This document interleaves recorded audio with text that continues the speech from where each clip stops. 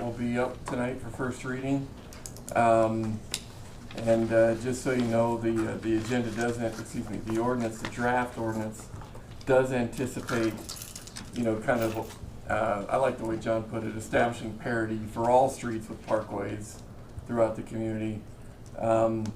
You won't see a change in fees, however, that's done by a separate resolution, and so if in fact that is a desire of the council, which it appears that it might be, we just need to prepare another resolution once this is passed to make all that copacetic. In the another 3 readings? No. What are you thinking as far as lowering the $200 or whatever? Is that what's in your brain, or? Yeah, I think that is fine. Lowering it to a more reasonable number, you bet. That sounds just fine. If we actually read the memo that came with it, that indicates that that's what we're already doing, is lowering it to 100 and to 25. Mr. Mayor, Council, it feels like that was what the council was sort of coalescing around the last time we talked. And so if that is what you'd like to see, just let us know and we'll prepare a resolution accordingly. I think so, and it seems appropriate considering they have to do the upgrades on their own, and which is going to cost them probably a few $1,000. So, but we should be reimbursed for the cost of the time that they're going to spend issuing permits and the actual permit hangers, and but I think $125 will do that. Kyle. Yeah. To that point, Carter, do you believe the revised rates at 125 will cover those costs, or do you believe that the city will be subsidizing that to some extent? Oh, I think there'll still be some subsidy engaged in there. But it's not like if we change it, if we kept it at 250, that would necessarily be a panacea for us going out there and that kind of thing. So, I think it's probably negligible value, to be candid. So for us, it's not the end of the world, I guess is what I'm trying to say. Also not a revenue generator for the city, though. Definitely not, no. No. Just wanted that on the record. Any other questions for Carter based on I want to find it. On that last question on the parking, we had put in there that it's anticipated we would probably need this resolution like Carter was saying, but go from 250 to 125 or 100, you want us to have something drafted, so when you get to it, certainly you can amend it when you get there, but you want to have a particular number for that third reading, well, because at that time, this would be getting parked, and then you can just do your resolution right after that. We're going to 100 and then $25 a year, I believe is what we had agreed on. That's what we have in the memo. Not 125. Yeah, that's what's in the memo. Okay, and I thought that was already in this resolution. 100 That's one not time, there. 25 every year after that. That's what we would Oh, build staff the reso anticipates a around. reduction. Yeah. Okay, Yeah. sure. Yeah. I had misread that and thought that was stating that was already in this resolution. So we can, on third reading or even second reading if we want. Well, And that's the same fee amount, though, that to get permits for parking permits, anyways, like we're in the school areas, correct? It's $25 a year? I don't remember. I believe that is, so it's in line with the same thing. I think So- handicap's 50. Yeah, but at the school zones, you can buy a parking permit, or where you have the hoarders or whatever, you can buy for $25 renewal every year. Well, and handicap requires signage and paint and everything else, so it's a little more involved. True. Okay. Thank you. Anything else on agenda review? I don't think I have anything else for agenda review. So no, I don't think so. Okay. Anybody have anything they want to discuss or bring up for tonight? I do concerning last week, but I'm going to wait until around the table because I think it's more important to bring it up at that point. Okay. Great. Thank you. All right. Anything else, Carter? No, sir. All right. It's a quick one. Have a recess till 6 o'clock. Carter, can I speak with you before at some point? Absolutely. Thank you. Yeah. Okay, good evening. Before we begin this meeting, I'd like to remind everyone to please silence their cell phones. Council meetings are televised and can be viewed on cable channel 192. I now call the June 7th, 2022 regular council meeting to order. The chair would entertain a motion to by minute action excuse the absence of Councilmember Sutherland and Vice Mayor Friel. So moved. Second. Moved by Councilmember Kathy, seconded by Councilmember Pollock. Please cast your vote. Please record the vote. With all council members voting aye, the motion passes. Would you please join me in saying the Pledge of Allegiance?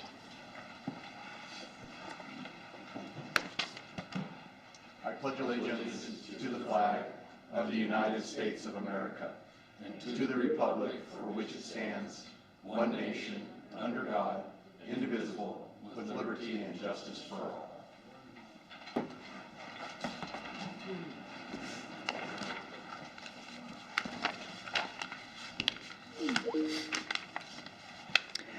Chair would entertain a motion to approve by minute action the minutes of the May 17th, 2022 regular council meeting as published in the Casper Star-Tribune on May 29th, 2022. So moved. Second. Moved by Councilmember Pollock, seconded by Councilmember Ingebretson. Any amendments? Please cast your vote.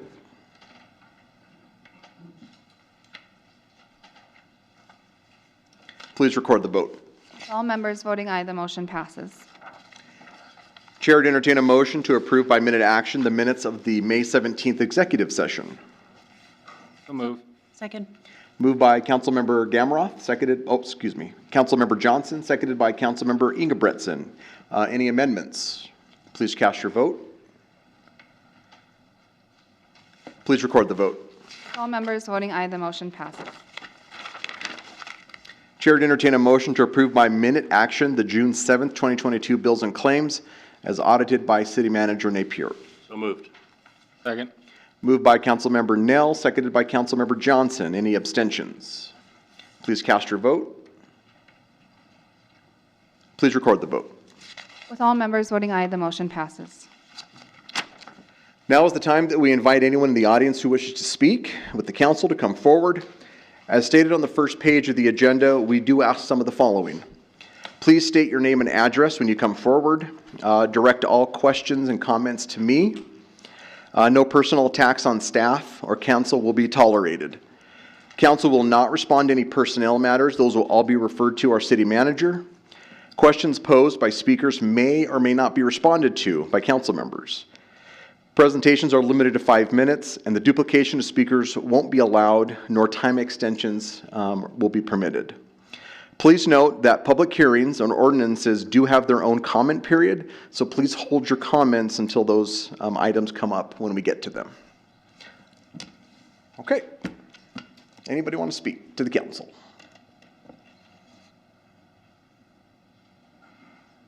Come up. Good evening. Good evening. My name is Leon Hall. My address is 321 East. Can you pull that mic up so we can hear you, please?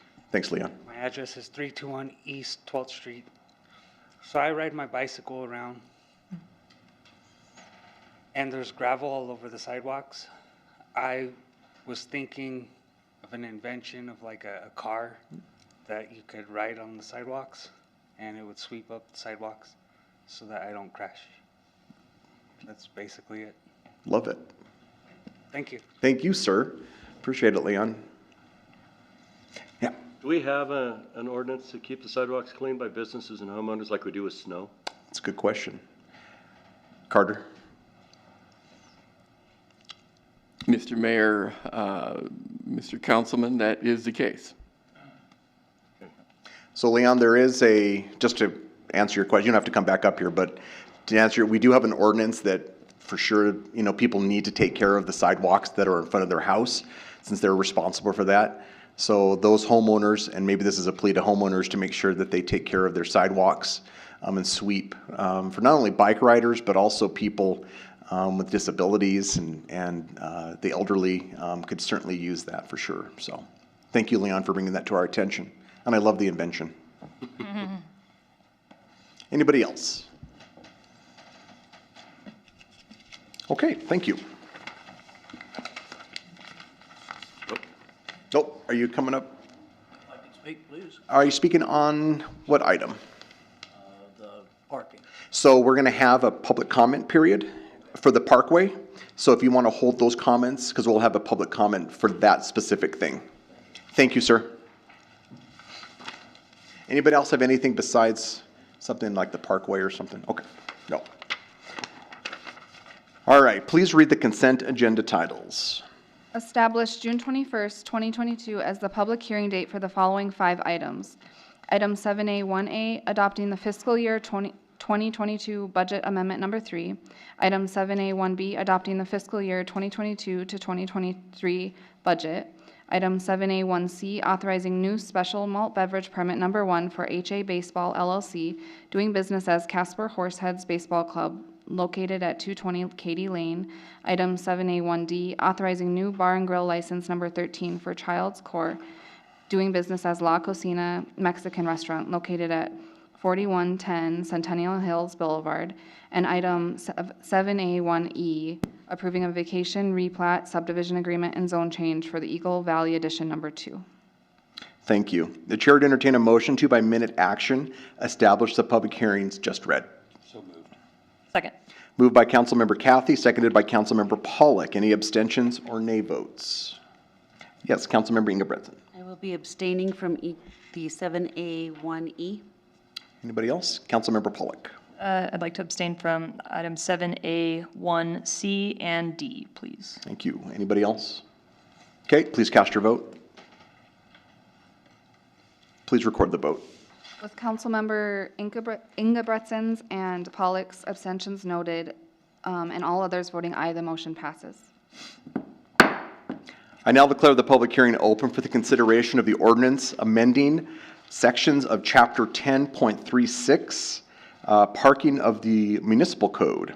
Mr. City Attorney, do you have any exhibits? Thank you, Mayor. One exhibit tonight, exhibit number 1, correspondence from John Henley to J. Carter Napier, dated, and City Council, dated May 20, 2022. Thank you. Mr. City Manager, do you have a report? Thank you, Mr. Mayor, members of the council.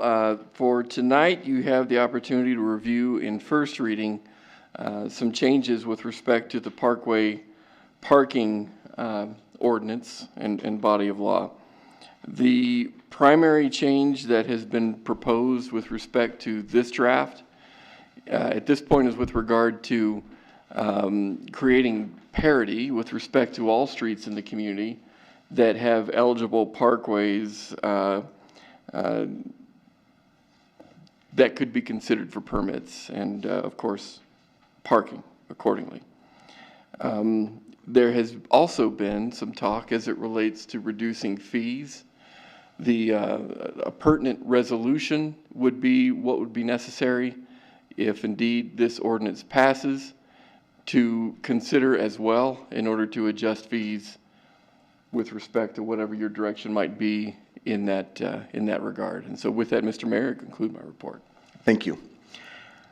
Council will now listen to public comment. Public hearing comments are limited to 5 minutes, and no duplication of speakers will be allowed. At this time, I would ask those individuals who wish to speak in favor of amending sections of Chapter 10.36 parking to please approach the lectern. Those that wish to speak in favor of the Parkway parking.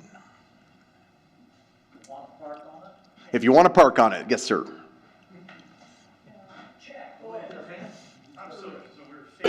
That's a very appropriate shirt, Mr. Lohr. Hey, I like it. at least I'm getting a shirt out of this, I right? like it. Okay. All right, I'm sorry, I gotta put these on again, jeez.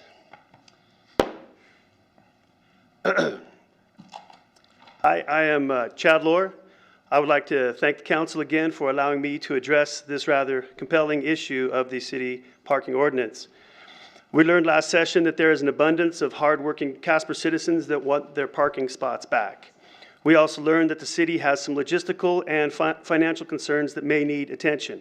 One of them is springtime, a time when fifth wheels and pontoon boats appear in random spots throughout the city. Personally, I have no problem with this, but I understand the city has concerns. However, targeting a small group of working people that are not doing this is unjust. We are being fined to subsidize the manpower needed to enforce this ordinance. The vehicles ticketed in my neighborhood consist of a Honda Civic, a Toyota Tercel, and a Chevy Malibu, all safely parked and legally registered like they have been for years. These people are not going to the lake, they're going to work.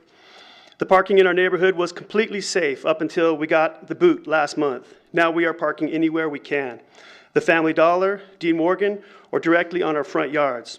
We have no choice but to pay, and you know that, because we have no place to park. But make no mistake, this money is not going towards the safety of our neighborhoods. It's going towards the manpower needed to process paperwork for someone's badly parked yacht across town. The last session felt like buying a used car. I kept hearing how great of a deal I was getting. It was $250, now it's down to $100 for a parking spot that has been free my whole life. According to the city, I understand it will cost considerably more than $250 just to process each individual case. That's a lot of money for some unnecessary paperwork. So my kids and I decided to help out the city. We investigated the neighborhoods in question. We cruised all of 12th, 13th, 14th, 15th, Poplar, and the whole downtown area. It took 3 hours and cost $14 in gas and $12 in Dairy Queen. We counted a total number of 68 spots that could fall under this parkway conundrum. Only 2 appeared in any need from the attention from the city, if at all. Wouldn't it make more sense to just warn the spots in question, rather than unleashing the city's manpower and foolishly spending our tax dollars on an ordinance that has been dormant since Jimmy Carter was in office? Manpower. This term was used a lot last session. What do you picture when you hear this term, manpower? National Guard or a SWAT team? In this case, it's a very efficient city employee on a monthly salary who distributes tickets to the neighborhood. She enters the information on her computer and disappears. She is thorough and very professional. The entire process took about 10 minutes for my whole neighborhood. I have faith in the Casper Police Department. One good officer could inspect these neighborhoods and still be home in time for lunch. We also heard last session how other states are dealing with the parking issues. That's great, but this is Wyoming, and we are leaders, not followers. We do not need examples from surrounding states on how to park. Had our decisions depended on other states back in 1869, Idaho would be the equality state, and we would be famous potatoes. Nobody wants this. I've yet to hear anyone from our community speak in favor of this ordinance. No speeches, no comments, no posts, no nothing. The mere existence of this ordinance hinges on whether the city wants to spring clean or not. Now, I'm in favor of spring cleaning. It's like I tell my kids, if you haven't used it in 5 years, throw it away. In this case, it's been 40 years. It's time to throw it away. In conclusion, I have one more date for you. In 1959, the Swedish car maker Volvo invented the 3-point safety belt system. The company's president, Gunnar Engellau, knew he had a breadwinner. This was for the industry the most significant invention since the wheel. The patent alone would generate over $400 million in royalties. It would crush rival dealers. However, Mr. Engellau was a visionary and a man of conscience. He valued safety over profit. He knew without question that charging money for safety is unethical. Mr. Engellau decided to give the world his patent, and its availability 30 seconds. would save the lives of millions. Without his noble and moral decision, some of us would not be here today. Thank you again very much for your time and your service, and please choose safety and common sense over paperwork and manpower. Thank you. Any questions for Chad? Yeah, Councilmember Dell. I just want to be clear with you. I'm going to vote for this, and I'm going to tell you why. Okay. We have had a resounding amount of people contact us through email and telephone calls Sure, okay. that are in favor of it. From the city standpoint, I understand it's you park there, but it's city property. And Sure. the problem is we have people that are parking on there without upgrading the ground, like with asphalt or concrete, and they're dragging mud and they're dragging rocks out into the street, Sure. and it's making a mess. Sure. And so what we're trying to do, by not only by making this parking spot available to them, Yeah. but by permitting it, it keeps other people from being able to take their parking spot, because we have neighborhoods where we have people that have 8, 10, 12 vehicles literally, and they're parked down the entire block, and people can't even park in front of their own homes anymore. So this is also going to help eliminate that. And lastly, I want to tell you, there's been a moratorium put on any tickets being handed out until the city council hashes this out and decides what we're going to do with it. Okay. So there won't be any tickets being handed out. There That's won't good to be. know. It is. And so I'm telling you, it really is a better thing for our city. Otherwise, I wouldn't be on board with it. Right. It's just going to make it better for everybody. The people that own the homes, the people that are parking and not dragging that stuff out into the streets. I just see it as a win, Chad. I understand there's an expense to it. Sure. But in the end, I did it at my house. We tore out the grass and put in concrete, and now I can park. I live on the skinniest street in town, and our car's been hit 3 times.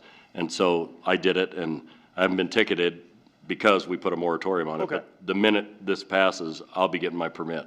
Right. For $25 a year, I know, it's worth it's having a parking principle, spot though, for me, you know? Yeah, I just, and I get that, and I spent more on the shirt, so it's kind of, you know, but it's just, for me, when I go out there, I just look at everybody on Cedar and everybody on Walnut and all the other streets, they're all parking for free in front of their house, and it's costing me $8, and it just frustrates me. And I'm one of those on Cedar. Yeah, That's yeah. why I paved it. Okay, yeah. I mean, exactly. And so I'll pay for the permit, but it Right. keeps my cars safe. I mean, they're a pretty expensive investment anymore. Yeah, no. So I just wanted to let you know why I will vote for it, because I appreciate think that. it's good for us. I appreciate that. Yeah. Councilmember Gamroth. Thank you, Mayor. Thanks, Councilman Nell, for your comments. You know, kind of represented some of the talking points we've discussed. And thanks, Chad, for coming to speak to us again. Thank you. I appreciate how engaged you are, man. I think you bring up good points. I appreciate you and your family taking the time to drive up and down those streets to kind of see what number of people are, you know, egregiously violating kind of the ordinance. You mentioned 68 spots, 2 of only which would be kind of the egregious examples.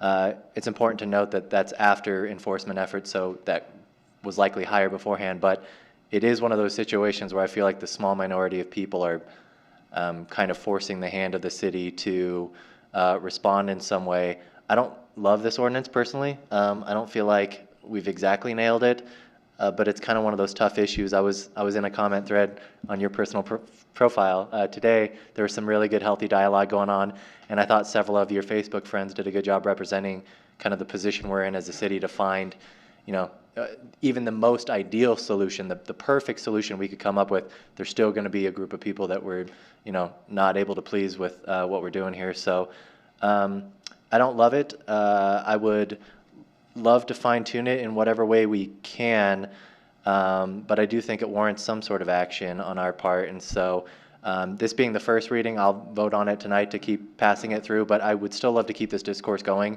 over the course of the second and the third readings, because there may be potential there.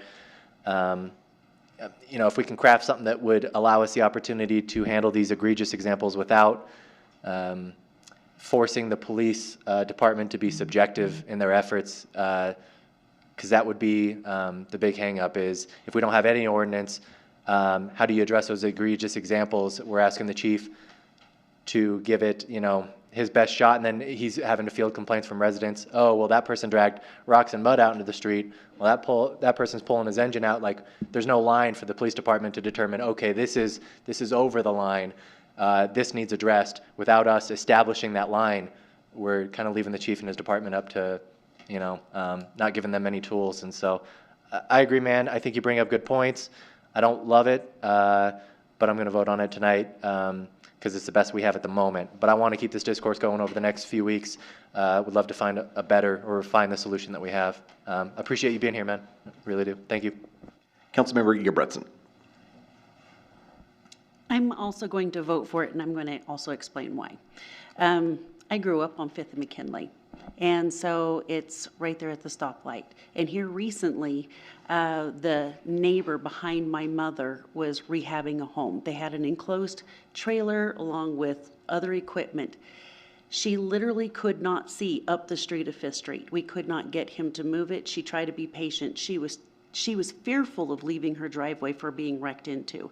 I went to go get her personally and almost got wrecked into. And so it's a danger. And so people, if it's there, they're just going to park whatever it is that they want to. And then it took the police and the code enforcers and everybody multiple times to finally get him to move all of his equipment, just because you literally could not see, and it was very much of a hazard. And so although the majority of the city, I believe, follows the rules, you have a very small minority that just doesn't care. And unfortunately, it's always that small minority that creates the problem for everybody else. And that's where we're at, is just that small minority creates it for everybody else. Yeah, Councilmember Pollock. Thank you. Thank you, Chad. I do think it's appropriate. I think we need to address it. I think that we are on a track to do that, and I think it needs to be done.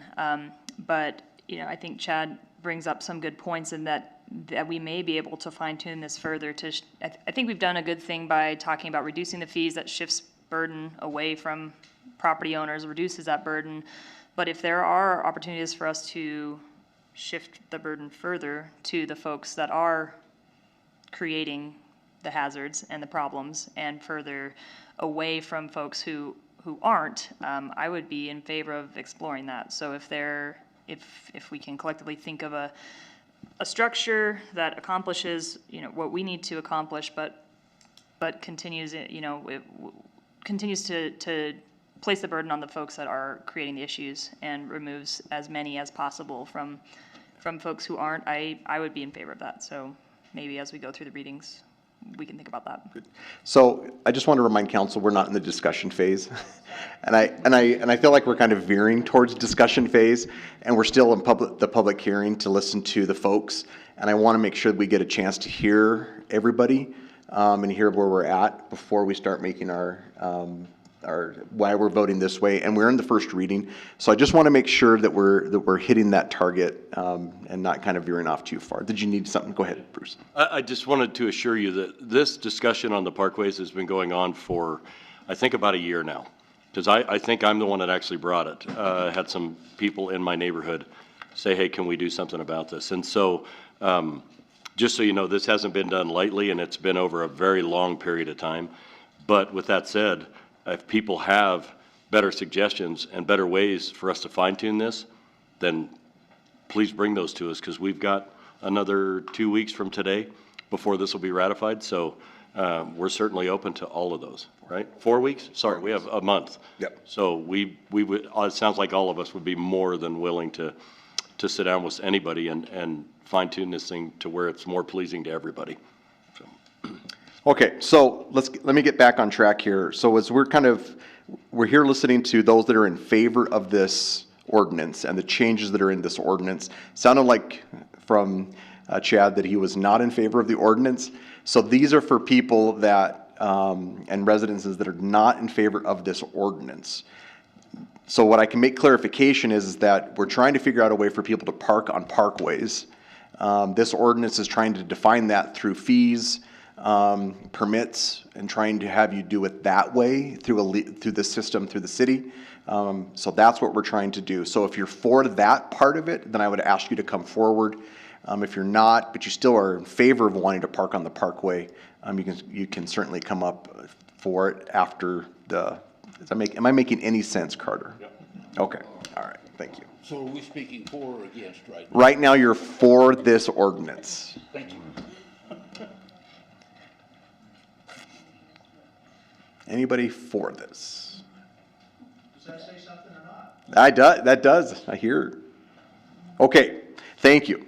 Now, at this time, I would ask those individuals who wish to speak in opposition to amending the sections of Chapter 10.36, parking, to please approach the lectern. Those who wish to speak in opposition.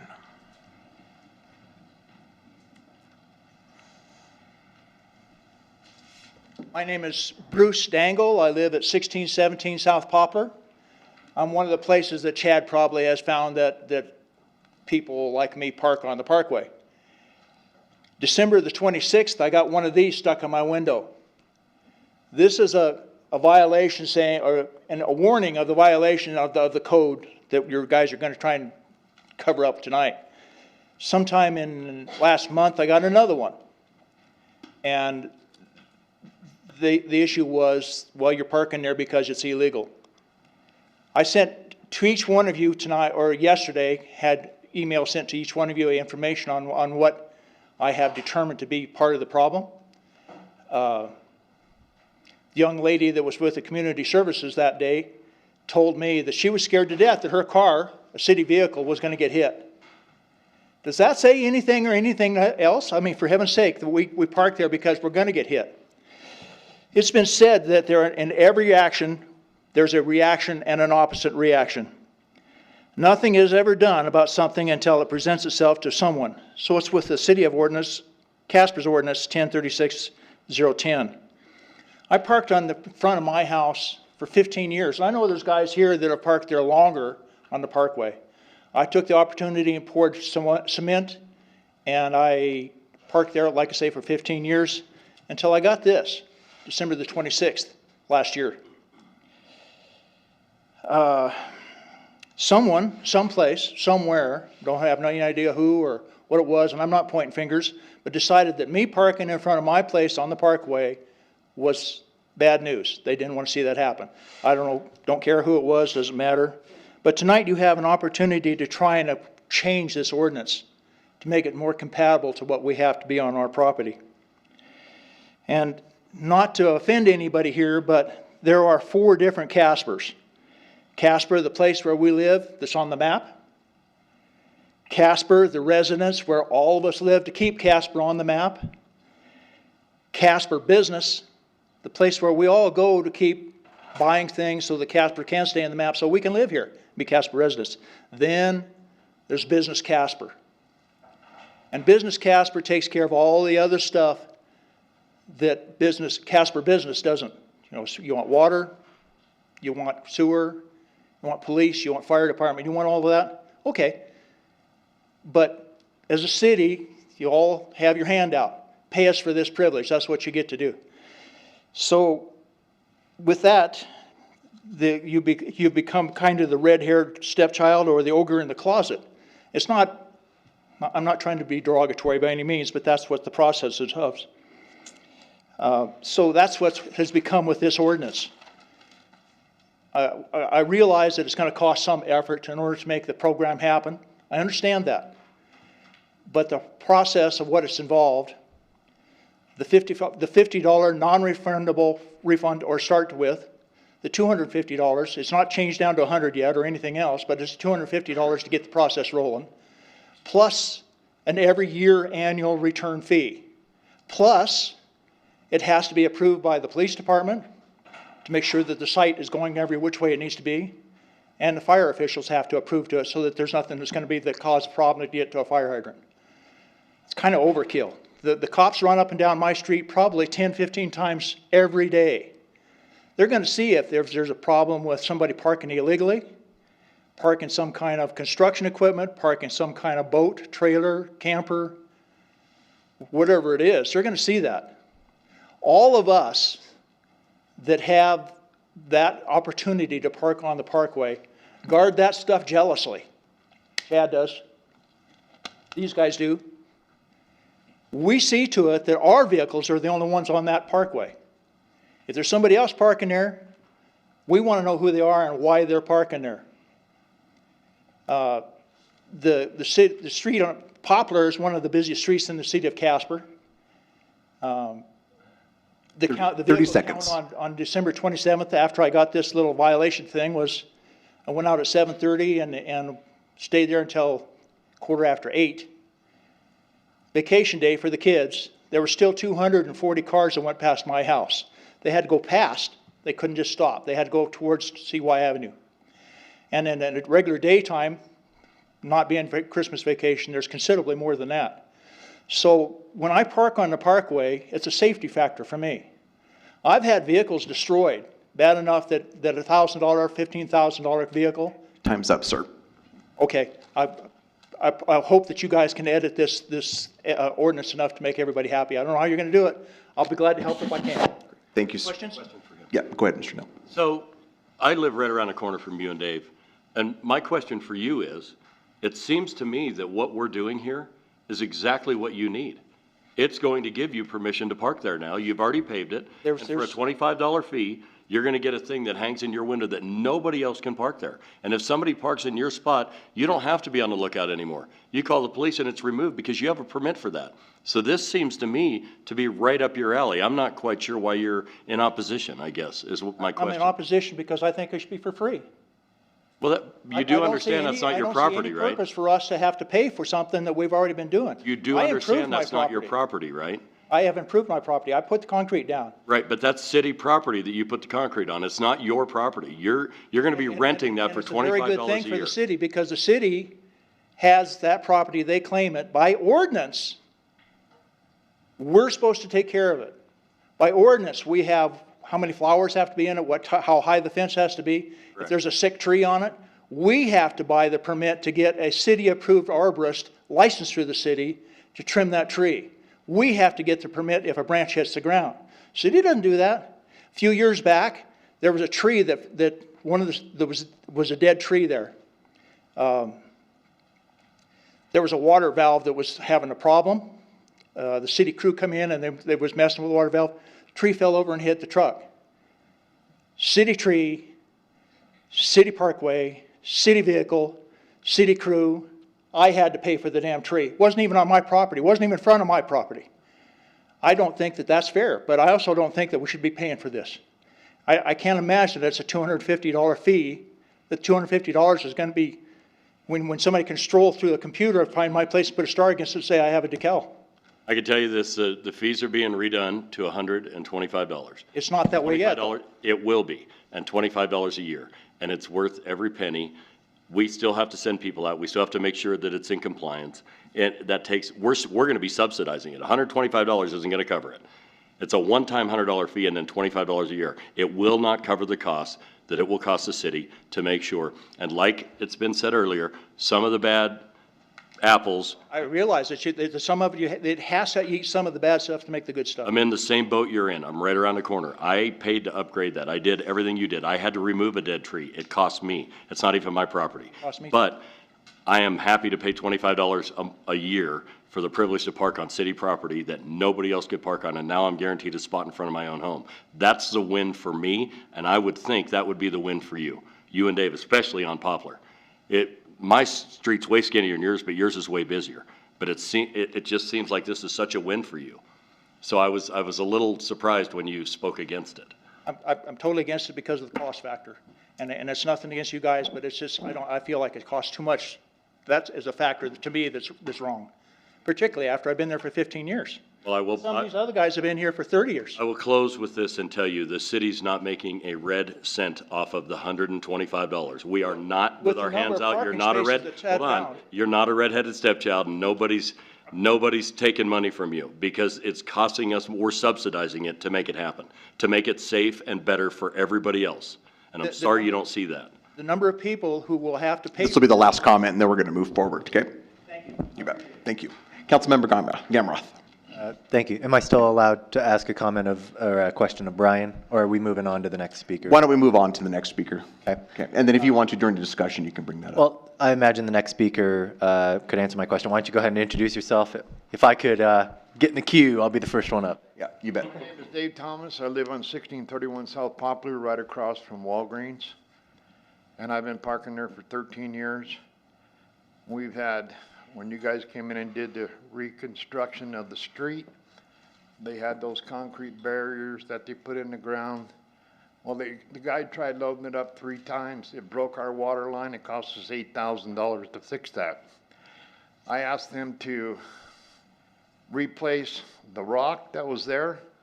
I had to pay for the rock. I told them to lay down the black plastic. They didn't do it. They put down the gray. So now I got to deal with the weeds. I understand that it's your guys' property. We have to pay for it. But I park my 2 wheels on the front of that so I don't get hit. They've already taken my mirror out twice. These guys have got a concrete slab that's been there for 30 years.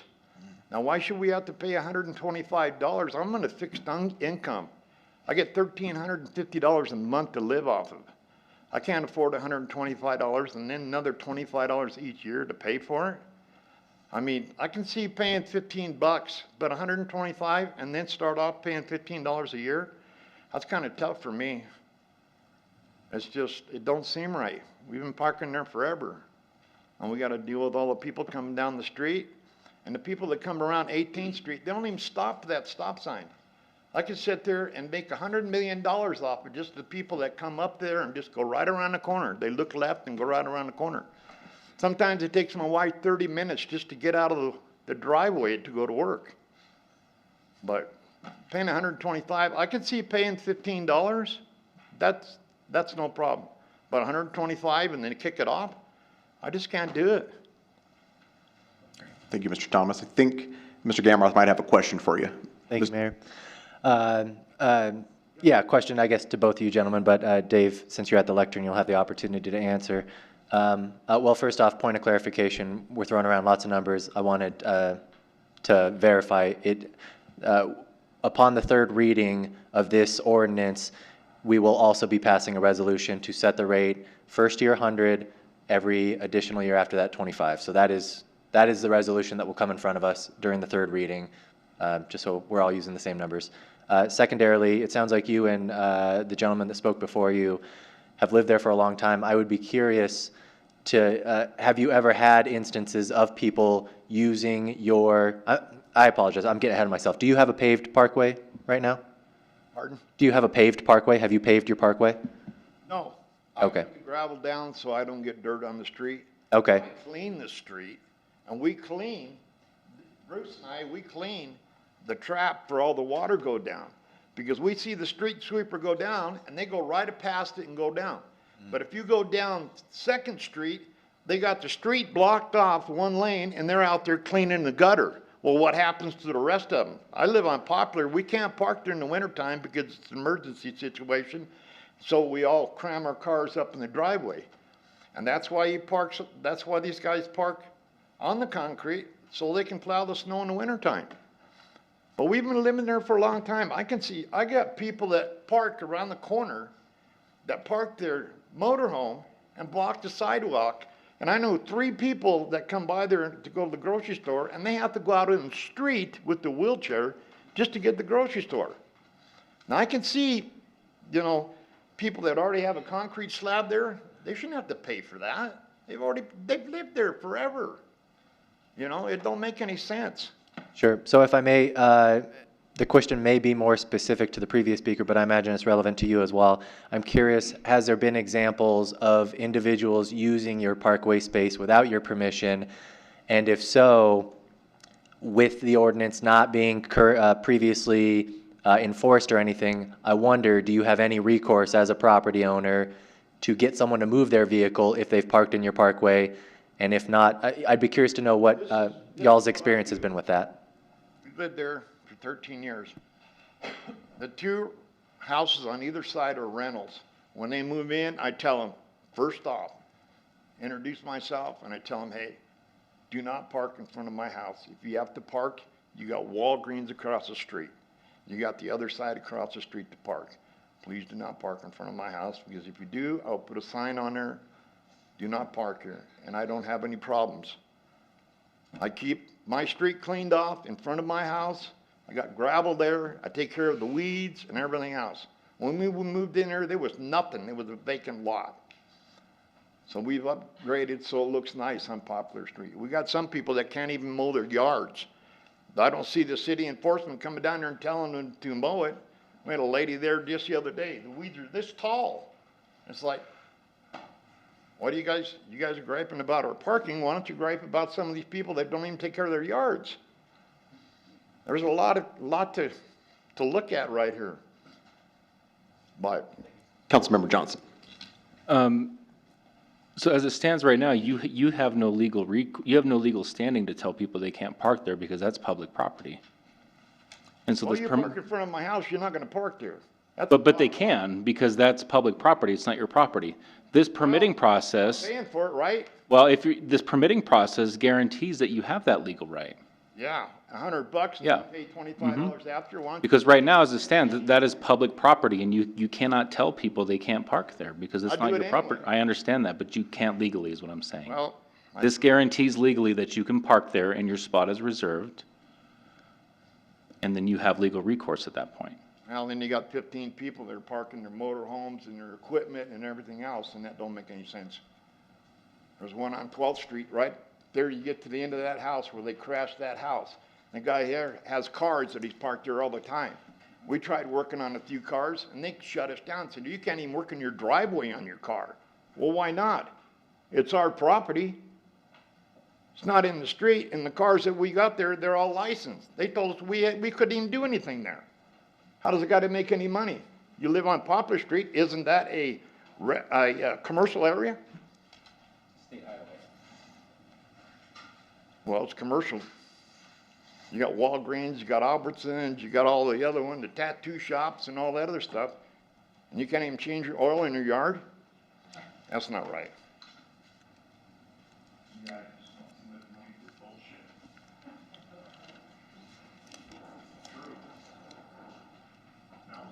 Any others who wish to speak in opposition? My name is Bart Humphries. Excuse me. I'm at 744 West 15th Street. Good evening. Good evening. To some of your responses last time about the ordinances being on the books, either get rid of them or enforce them, I have no problem with that. The fact that it's for our benefit, I could argue on that point. As far as the creation about what you're investing and going to subsidize it,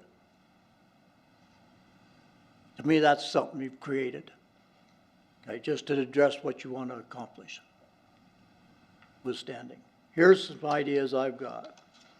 On 15th Street, you said we can park on the street in front of our house. That's great. So let's put a white line along there designating the parking area. So people realize that they have to stay up out of that parking area because it's kind of narrow. And that quarter crown is wrong, the way they redid that street. So if we could accomplish that, and then maybe a 20-mile-an-hour speed limit from CY to Ash Street, it would kind of slow that traffic down, because it's gotten to be a real drag race down through there anymore. I have a question about parking on the approach into your driveway that is a part of the parkway part. Can you park in that approach? Is that a part of our parking area? And then comes winter time, being that's a plowed street on 15th Street, and I ran a plow truck in this city. When it gets narrow, them plows are wider than the trucks. I don't know how many mirrors have been took off by a plow truck, but I'm sure there's been a few. Well, if we can't park because you're going to put a windrow in the middle of the street, there's no parking left that isn't going to be in the lane of traffic against the curb. So what do we do in the wintertime?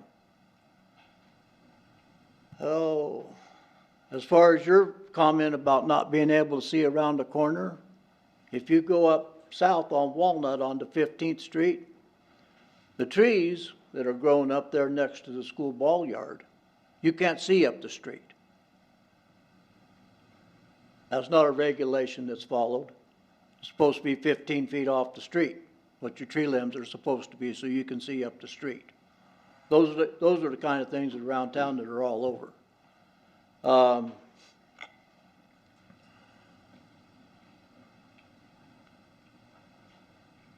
You've got regulations about curb approaches, where you can't put something in the curb or in the flow line so you can get into your driveway. And there's a lot of places in town here that are really, really bad as far as getting in and out of your driveway. It's tore the front end of our motorhome up, getting in and out of our driveway. It's tore the jacks underneath our concession trailer off, getting in and out of our driveway because of the wrong way of the belt.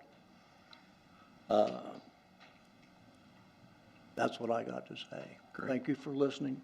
Good luck. Any questions? Questions? Yeah, go ahead, Mr. Nell. When you park in the approach to your driveway, does it impede the sidewalk?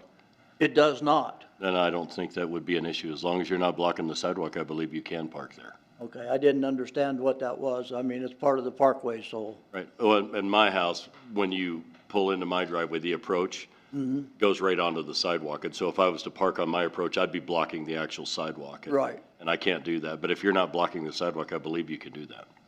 Thank you. Yeah.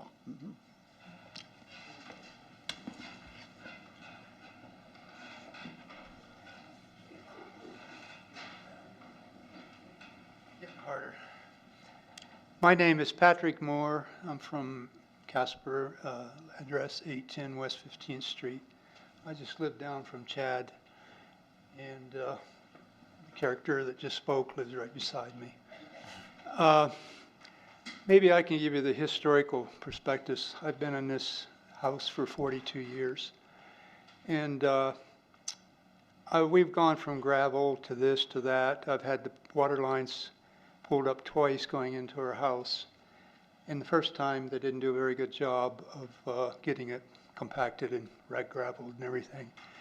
And the last go-around was, I don't know when was that, 2 or 3 years ago they did it? We got them, they came in and recurbed and everything else on West 15th. And the issue was that at that time, I asked them to cement that area, as some of you already mentioned, and the gentleman here, Mr. Now said, I paid for that to get that done. And I guess my issue is being there for 42 years.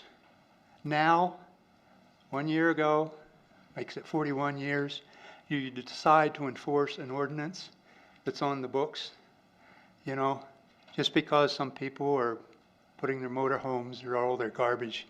And believe me, I was probably a worst offender when I first got there.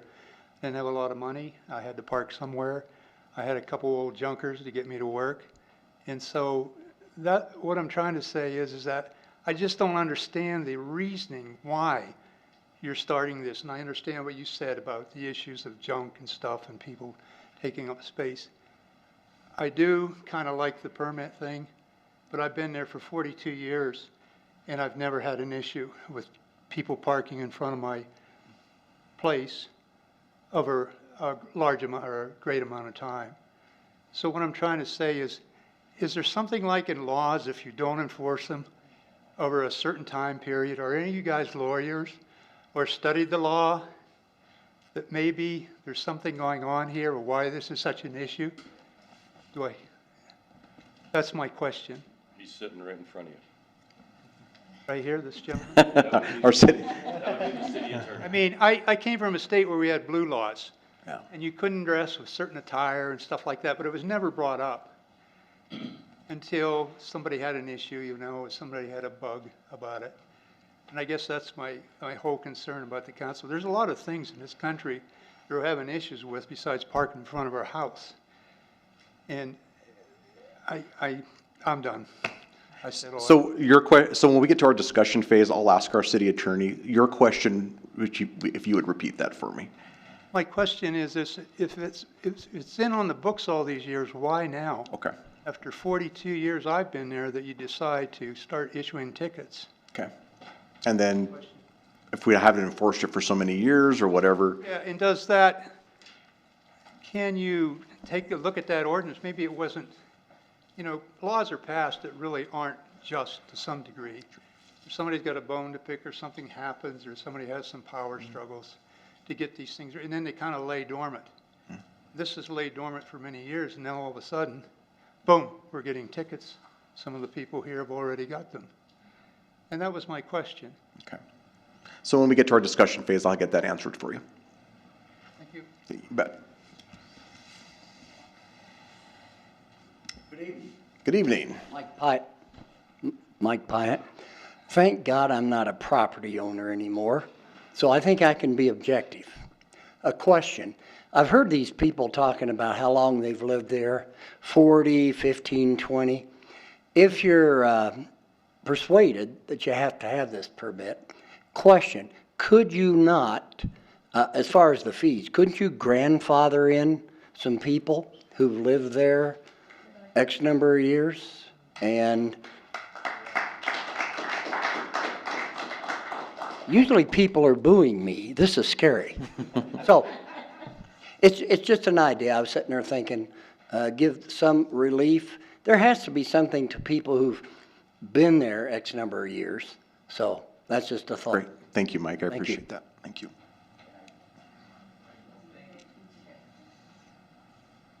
Any others who wish to speak in opposition? Okay, there being no others to speak for or against the issues involving the amendments to the sections of Chapter 10.36, parking, I now declare the public hearing closed. Please read the ordinance by title only. An ordinance amending sections 10.36.010 and 10.36.020 of Chapter 10.36 Parking of the Casper Municipal Code. The chair would entertain a motion to approve on first reading the ordinance just read. So moved. Moved by Councilmember Nell, seconded by Councilmember Pollock. Discussion. Yeah, Councilmember Nell. I want to address a few things. I really like that idea that you just brought up. I don't know, we're not going to discuss fee schedules until the third reading. Where that grandfather area fits in is going to be the question. Do we go with 10 years or greater and piss off the guy that's only been there 9 years? Do we go 5 years or greater and piss off the guy that's only been there 4 years? You understand where I'm going with this, right? So I think it's a fair question, and I think it warrants discussion amongst us. I know I poured my parkway just a couple years ago because I just built that house. So I'm not going to get grandfathered in, but I mean, that's okay with me. I'm willing to, I have a nice place and I want to be able to park there. But there's more than advantages in just having a place to park. It beautifies your home, it enhances your property when that place is paved. There's no more weed pulling, there's no more dealing with any of that stuff. One of the questions I was going to pose to the city manager during this discussion period is, if somebody paves that like I did, and a water line gets broken underneath going into my home, and they tear that up, will the city replace that concrete that was already put there? Or am I on the hook again to re-concrete it? Well, I want to find out, because one of the things you have to remember, and just about every one of you that came up to the lectern said, that's your property, as in city. Well, that's not my property. I'm not the city. We're all the city. So that property belongs to all of us, not just me because I'm on the council, or not just the city manager or the mayor. City property belongs to its residents. Those are us. And it's up to us. We have to, unfortunately, make laws sometimes to get people to get in compliance, just like Dave said about the guy not mowing his grass. I think we do have ways to address those kind of things. I think you have to call code enforcement, and it's a big old hubbubaloo, but here we go again with money. You know, it costs money to send somebody out there to force somebody to mow their grass. And we've got to make sure that people that are parking there are doing it safely, and that the ground is prepared properly. And, you know, there's a lot that goes into it. So we're not up here just trying to make laws and rules to rule people. That's not what we're doing. We're trying to make it better for the citizens that live here, including myself. So I think that's all I have, other than we did mention about subsidizing it. And, you know, it's a hell of a lot cheaper to pay $25 to get a permit to guarantee your parking spot and to beautify the city land in front of your home than it is to pay the fine. And one of the things we have to remember is, just because it hasn't been enforced, this has been a law on the books for a long time. Apparently somebody's turned the other cheek and not looked, but I mean, we've been getting away with it for 40-some years apparently, right? Well, I mean, laws are laws. I didn't make the law, and we're trying to make it better. We're trying to make it so you can park there now, so that you're not breaking the law and getting fined. So I hope you look at this from both sides and understand that we're trying to make this better for everybody. Now, if we could find a way to grandfather or to grant, to supply some grants for the folks that need them, I'm all for it. And I think that it sounds to me like that's really the crutch here, is the money. So if we could find a way, and I don't know if that's possible, but well, it's possible. We as the council can do that. If we can get other people, I guess, on board to do such a thing, then maybe it's a win-win for everybody. Did you want Carter to answer your question about? I did. Okay, go ahead, Carter.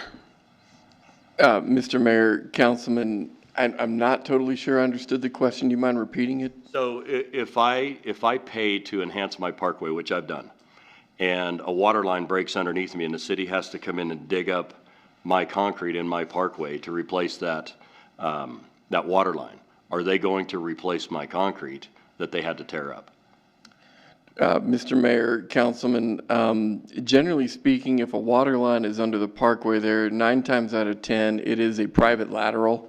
The water main is really the only thing that the city owns, and 9 times out of 10, that's going to be in the street. And so if a water line breaks under, you know, say your yard, or with respect to the parkway or the sidewalk or whatever, and it's the private lateral, that's going to be the property owner to repair that. That makes sense. Yeah. Thank you. Thanks. Go ahead. As a point along those lines, isn't it the city's line up to where the city shut off is? So if where the city shut off is, is on the street side of that parkway, then everything is city. But if that shut-off is, I'm sorry, if the shut-off is on the property owner's side of the parkway, then that whole parkway should be at the city's responsibility, because that's the city's line up to that shut-off valve, isn't it? Mr. Mayor, if I indeed, realize we're playing semantics here. Well, for instance, my shut-off is in the parkway. My water turn on and off is in the parkway. right. Mr. Mayor, Councilman, if it's the cities, the city fixes it. If it's the private landowners, the private landowner fixes it. And that's about the best I can give you, because each property has different relationships with the city. I understand that, but as a follow-up, if the city has to go into the parkway to get mine, because mine is in the parkway, because I'm on such a skinny street, it's actually in the parkway. So if they have to tear up the concrete to replace that, do they replace the concrete in the parkway that I poured? That's the question. And I think if it is the cities, if it's undoubtedly the cities, I would say that the city would replace that. I would think so too. Aspect of the concrete. But again, I think if it's the private property owners, though, the city's not going to fix the private property line. Understood. Yeah. Thank you. Councilmember Pollock. Thank you. Couple of points. The first is for folks asking how, why now, et cetera. I think that there are actually a number of correspondences that I got from other citizens that had issues that factor into this discussion. So it's not simply about parking. I've had an email from a constituent who has been worried about tree removals for people pulling out their trees in the big tree area and paving. I do think that's a problem for that area. I think it's a problem for all of you. You live in the big tree area for the big trees partially, and so if suddenly it becomes the big parkway area, I think that is bad for people's property values. It's bad for the neighborhood feel. So setting up a process to me seems necessary. I don't think it's appropriate for us to say it's a free-for-all, take out your trees, do whatever, pave it over, because I think that has the potential to be something that would result in undesirable effects in our communities. So that was one person's concern. They were talking to me about the trees. That factors into this. We get emails about the junk, which we've brought up before, so, and the parkings. So truly, the whole reason this ever came up was at citizen request. None of us woke up one morning and decided that this was the most pressing issue for us personally. This has been driven exclusively by citizen requests, citizen complaints, and citizen concerns. It's the only reason we even reviewed the ordinance in the first place. So I hope that provides some clarity about the layers of the issue, and that it's really not like any. I'm not personally invested one way or another about how we do this in terms of, this is not what I will campaign on in 2 years if I should campaign again. This is not like a pet project. This is fully at the direction of constituents. And I do think those things, because of those issues, we do need a process. But I also don't feel like the amount of money that is going to cost the city to set this program up is going to be all that exorbitant. And I could be wrong, but I wonder if I wonder if we can simplify it and maybe I don't know. I mean, I think we'd need to get an estimate from the city manager about what this might cost. But if we're talking about 60, 70, 100 participants in this program, we're not talking about that much money for the amount of concern it is stirring up. So I wonder if we're just, if we just need a process, if we really do need a fee because it is going to put a burden on the budget, or maybe we really don't need a fee. Maybe it's not that burdensome on the budget, and we can set up a process and the permitting so we ensure trees aren't ripped out, et cetera, and it's all done in a way that still, maintains the things that need to be maintained, but makes allowances to provide for safety. and we can simplify our thinking on it. I don't know. I would ask maybe before the second reading to have some sort of estimate, which may be hard to do because we don't know how many people will participate in this program, but we piloted it for a year on 12th and 13th, and we had 2. So multiply that. It just may not be, we may be talking about a small number of spots here that it's not even worth, setting the fee structure in the first place. So, so I'm open to that idea. I'm open to the grandfathering idea. It does seem to be that the money is the hang up, not so much the concept. Though I have had some emails from folks saying that they think that nobody should be allowed to park on the parkways, period, and we should go back and enforce the original ordinance that we have. So there are, there is that perspective out there as well. But as somebody who is a busy street dweller, I understand that may not be the best solution, maybe not the one that I agree with. So I guess that would be my ask. Can we try to quantify it somehow? And can we consider some of these other options to remove the financial barriers, and what different things might look like? Because I'm not sure that at the end of the day, it's going to be a major impact on the city budget. Councilmember Gamroth. Thank you, Mayor. And thank you, Councilwoman Pollock and Councilman Nell, for your comments. This is exactly why I appreciate everyone showing up to get engaged here tonight, because we're having conversation, we're coming up with potential solutions. Who knows if they'll pan out, but your guys' participation is making sure that we're refining this and trying to come up with the best possible solution. I think we have a couple ideas. Councilwoman Pollock just outlined them. Explore the grandfathering, explore what impact that would have on the city budget to just cover the cost of those programs because of the relatively low participation. These are things we hadn't discussed previously, and so y'all's engagement has spurred those conversations, and so that's why it's important, even if you feel like this conversation isn't going your way, that's why it's important to be involved, because that's what, how we, us 9 people on council we're not the 9 smartest people in town. We require input from citizens, and so I appreciate y'all's input. I think it's getting us to a place closer to where we need to be. To throw one more thing at the wall to see what sticks, we've already discussed grandfathering. We've already discussed potentially just absorbing the cost of those fees entirely. There was a comment earlier that 15th Street had recently been recurbed several years ago, and I wonder, City Manager, would you be able to tell us how frequently that's required? And then I have a follow-up question. Thank you. How frequently do we have to recurb 12th, 13th, 15th, those streets? How often do they require that sort of maintenance? Thank you. Mr. Mayor, Councilman, I am really not sure how often we have to rebuild and reestablish curb lines and that kind of thing. I would certainly tell you that, curbs aren't typically structures that are routinely driven over like those who would want to access parkways would be.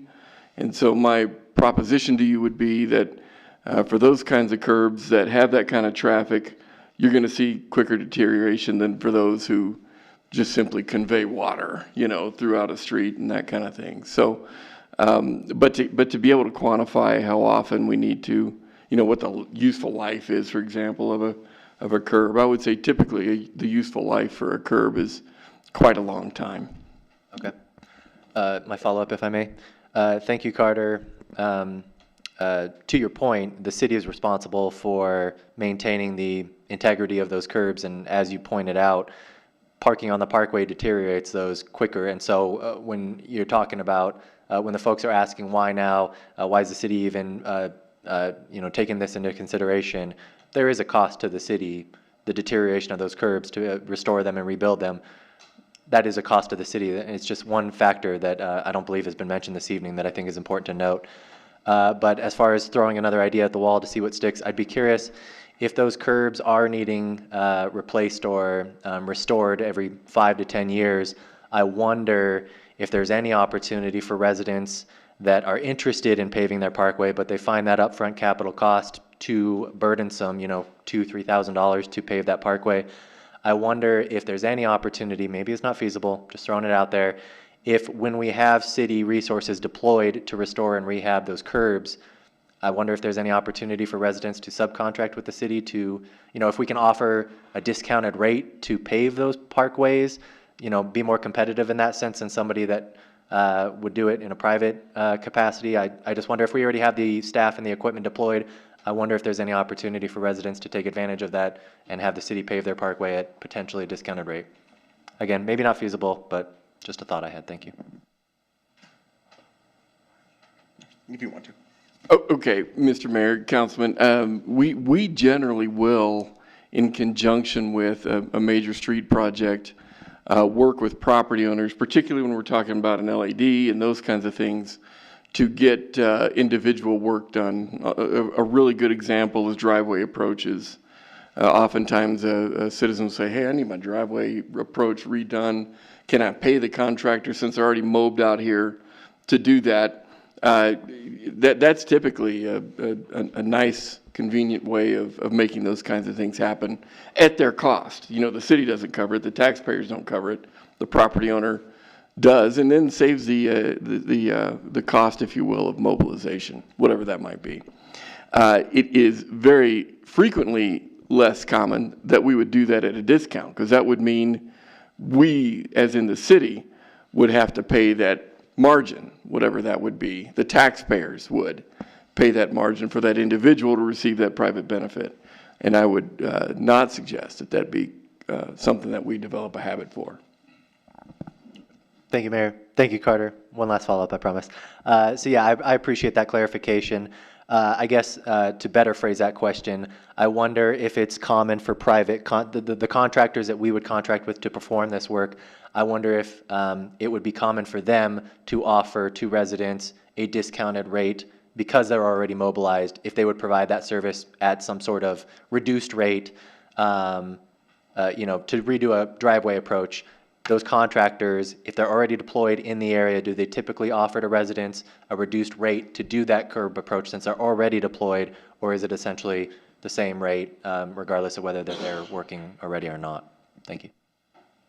Mr. Mayor, Councilman, I think the by virtue of the contractor already being in the area, that private property owner is receiving a benefit, if you will, because the individual is not having to come, the contractor, that is not having to come out on a small job like that and of course charge accordingly. If indeed the contractor were to offer a benefit that would be greater than what it is that they would already be giving because they're there, that would be up to the contractor and the private property owner to individually work out. And I would typically say that's generally not common. Councilmember Johnson. Well, Bruce brought up a good point earlier. That property is the city's. It is the people's property, which means not one citizen has more right to that property than another, which is why we have to have a permitting process. Because you are taking the people's property and giving it to a private owner for private benefit. So there must be a permitting process. And the permitting process would guarantee you the legal recourse, and you alone, to be able to use that property for your own private benefit.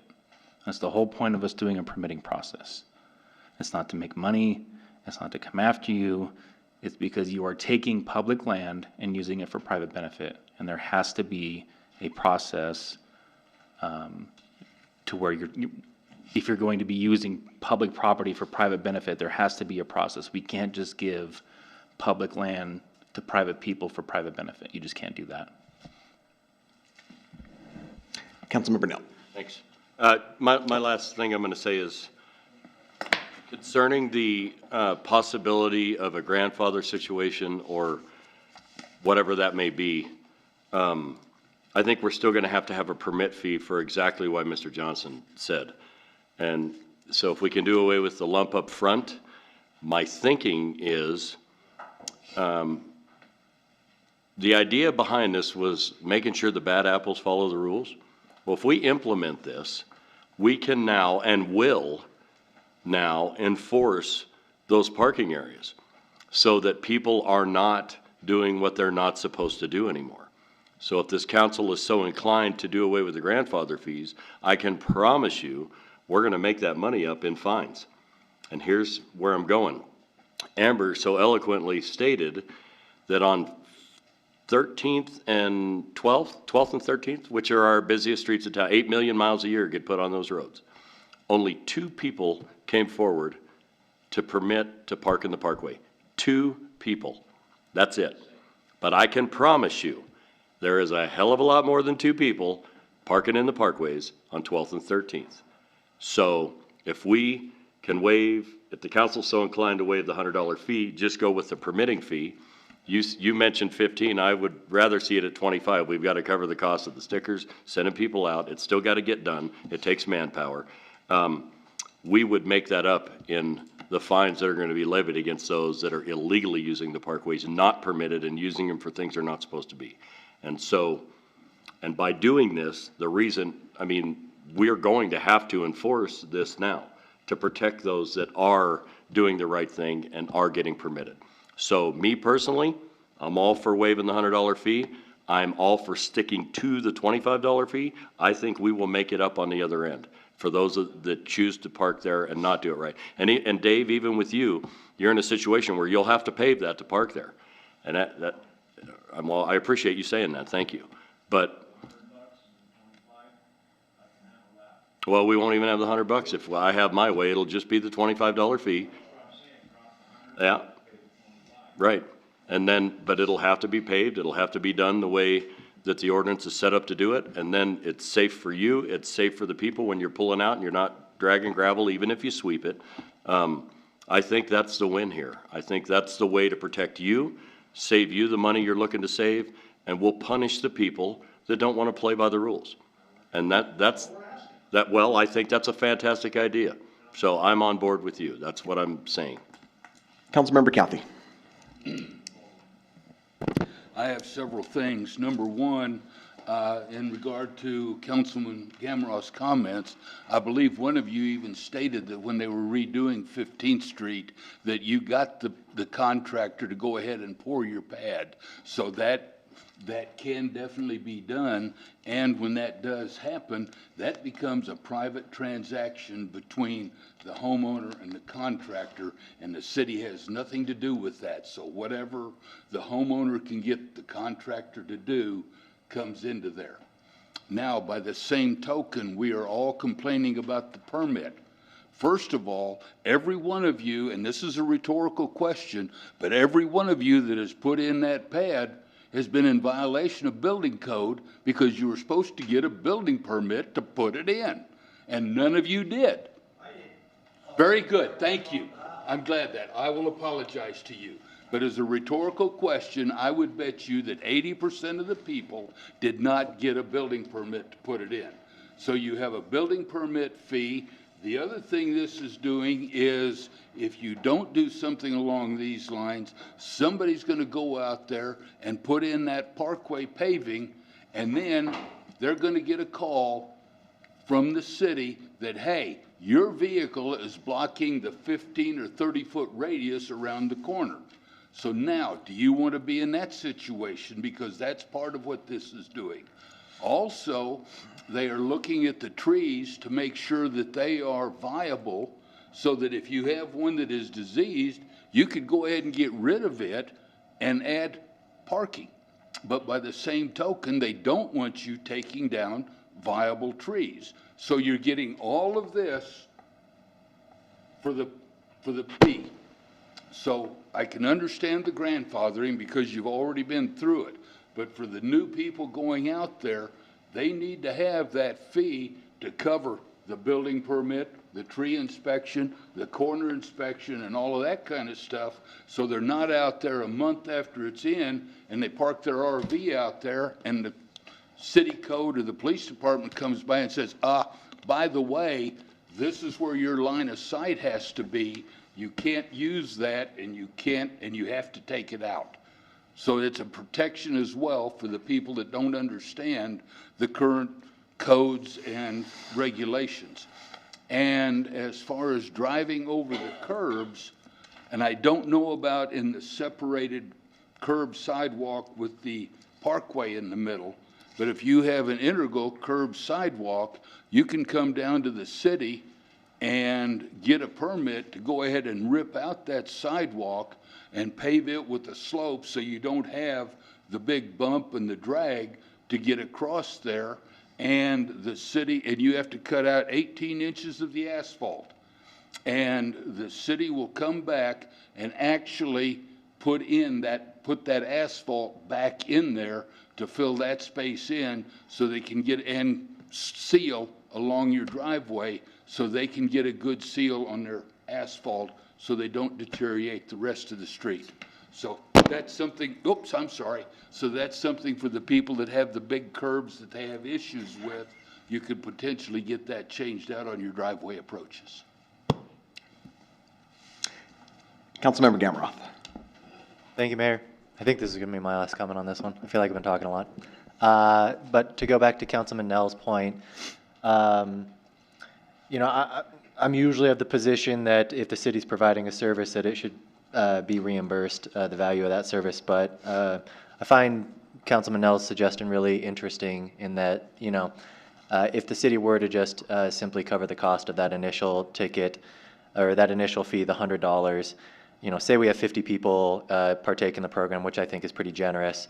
That's a $5,000 difference that we're talking about. And so if the issue is that contentious, and that, you know, if that's really the sticking point between the residents in the area and the city, for $5,000, you know, I think it's certainly worth its value. And so I guess I at least tentatively am supportive of that position. It seems like, you know, small cookies to be battling back and forth on. So thanks, Councilman Nell, for suggesting that. One last comment. Yeah, Councilmember Nell. Thank you. This will be my last comment as well. I do believe, and this is important for anybody considering doing this, in the ordinance, I don't believe you can park RVs. I don't believe you could park boats, and I don't believe you can park trailers in the parkway. So that is specifically just for your vehicles. That's it. So it's gonna, that's why I said, I think the fines that are gonna end up coming out of this by the people that are breaking the rules and parking those kind of things in the parkway and parking on non-paved parkways and doing those things, we're more than gonna recoup our money if we can waive those fees. And the last thing I want to say is I really appreciate all of you coming, because these are new ideas that are fantastic that would not have been thought of had it not been for you people approaching the lectern. So this community involvement has been, as far as I'm concerned, is absolutely wonderful. So thank you. Okay, no other discussion. Mr. Attorney, I wanted to answer those questions really quick that was posed to us after we got through that. The question of grandfathering in, obviously we've been kind of talking a little bit about this, but the greater question is, you know, is there some type of statute of limitation of enforcement after for so long that was asked? Ordinance is on the books, it gets enforced. No, if the ordinance is there, it can be enforced. I think that there was kind of an agreement, a tacit agreement, that this was kind of a situation where nobody really felt comfortable on which way you should go with the bubble. And so I think the council had instructed folks not to enforce it for a long period of time, but without actually repealing the ordinance. So it stayed on the books, it was there. And the thought process, I believe, was that let's do this pilot program on these narrow streets, see how it comes up. In the meantime, since this is on the books, we probably ought to send out some warnings and say that we're going to enforce it and just see what the reaction is, and you have.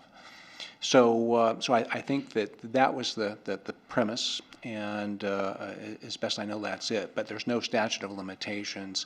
Obviously, if it's unconstitutional or something like that, then that would be a prohibition without any time limit. The question on the godfathering is a little concerning to me, I tell you, is the attorney now, though, just because of Article 16, Section 6 of the Constitution, that you really can't provide private donations to public citizens, and you know, everybody else has to pay except for you people who have been there for 40 years and used it for 40 years for free. But you, new family with 2 little kids, no, you got to pay. Well, there's a certain question there about, well, you probably shouldn't be favoring one over the other, maybe just as a matter, again, unless you want to have those people come down and talk with you for a long period of time. Why do they get it and we don't? But also, then the question about, well, why does your government support these people who are going to be using public property, and you're going to just support part of them? So again, I think you've got to look at kind of at a broader spectrum there and think about kind of that constitutional obligation, which is one consideration. Then, of course, then the other consideration, which I know that you're usually visited with about, is you know that the city does have cost that goes with these, and they add up. And if you have to go have a fireman go out and a policeman go up and out, and the city engineer go out, and then you've got your code enforcement that eventually has to go out, those are real costs. And are you going to just basically say that's just going to be a cost of doing business, which you can do that, but if that's how you want to run your city. So those are considerations, and they're hard considerations. The one that's probably not too hard, though, is the constitutional obligation, which I would encourage you to follow. Okay. Thank you. Appreciate that. Councilmember Knapp. Thank you. With that said, I personally would propose we just waive the fee and we go with a permitting fee. I understand there's a cost. I understand the fire chief has to come out, and so does code enforcement. But guess what? They're already paid by the taxpayer. They're already on a salary. They could fit it in their day. It's not like we're having a mad rush over these. We had 2, and we may end up with 50 more. So if $100 is that contentious, that is creating this big of a problem, I say we waive it for everybody. They're going to have the amount of money it's going to take to repave it anyway. We'll take the $25 fee every year.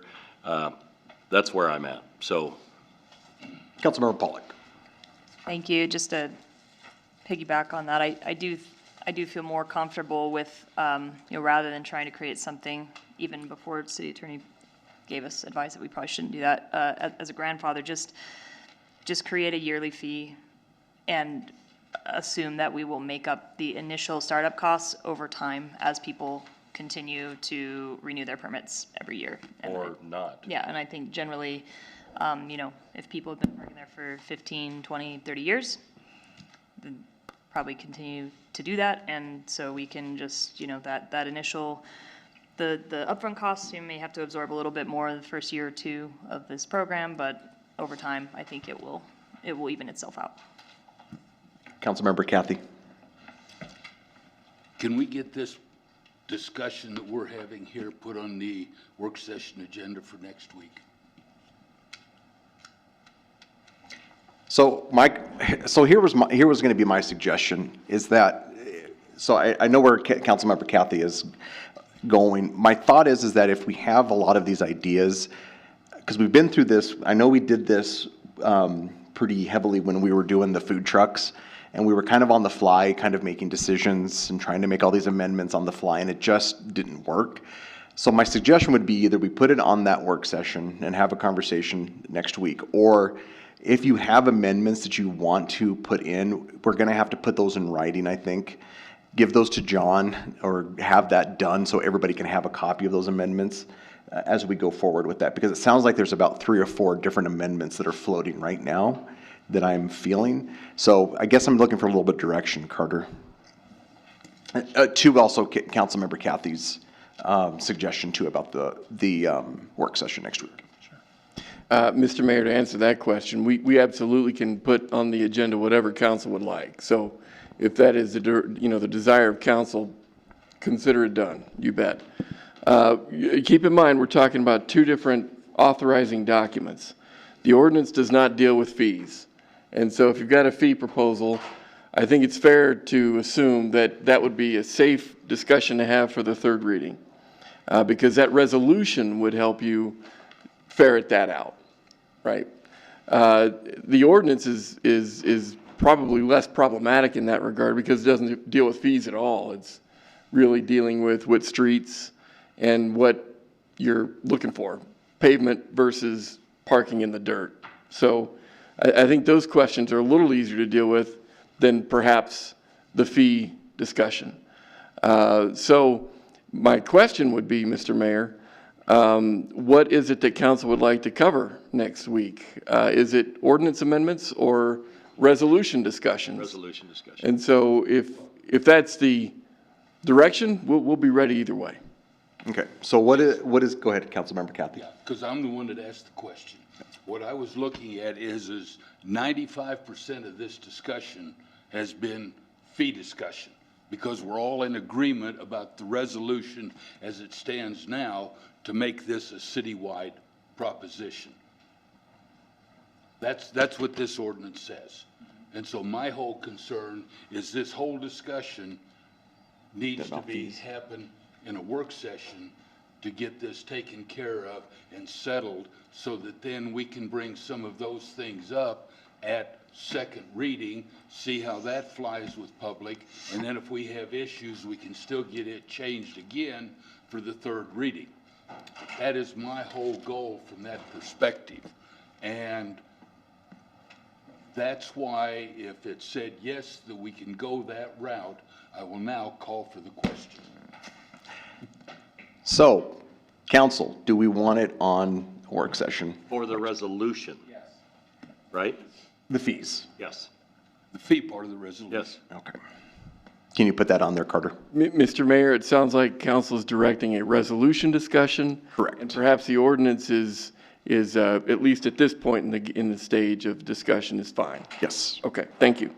Thank you. I want to make certain that the citizens that are here, that there are 2 more readings on this.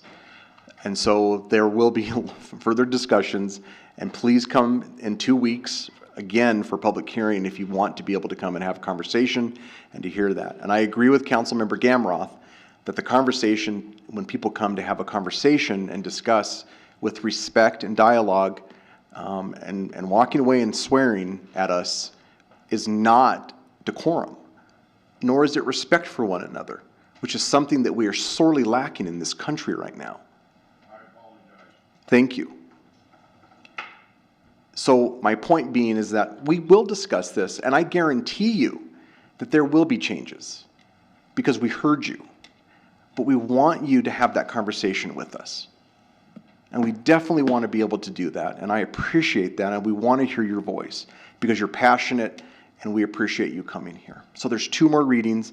We have a lot of work to do, and so I appreciate it. Thank you so very much. Please cast your vote. Please record your vote. With all members voting aye, the motion passes.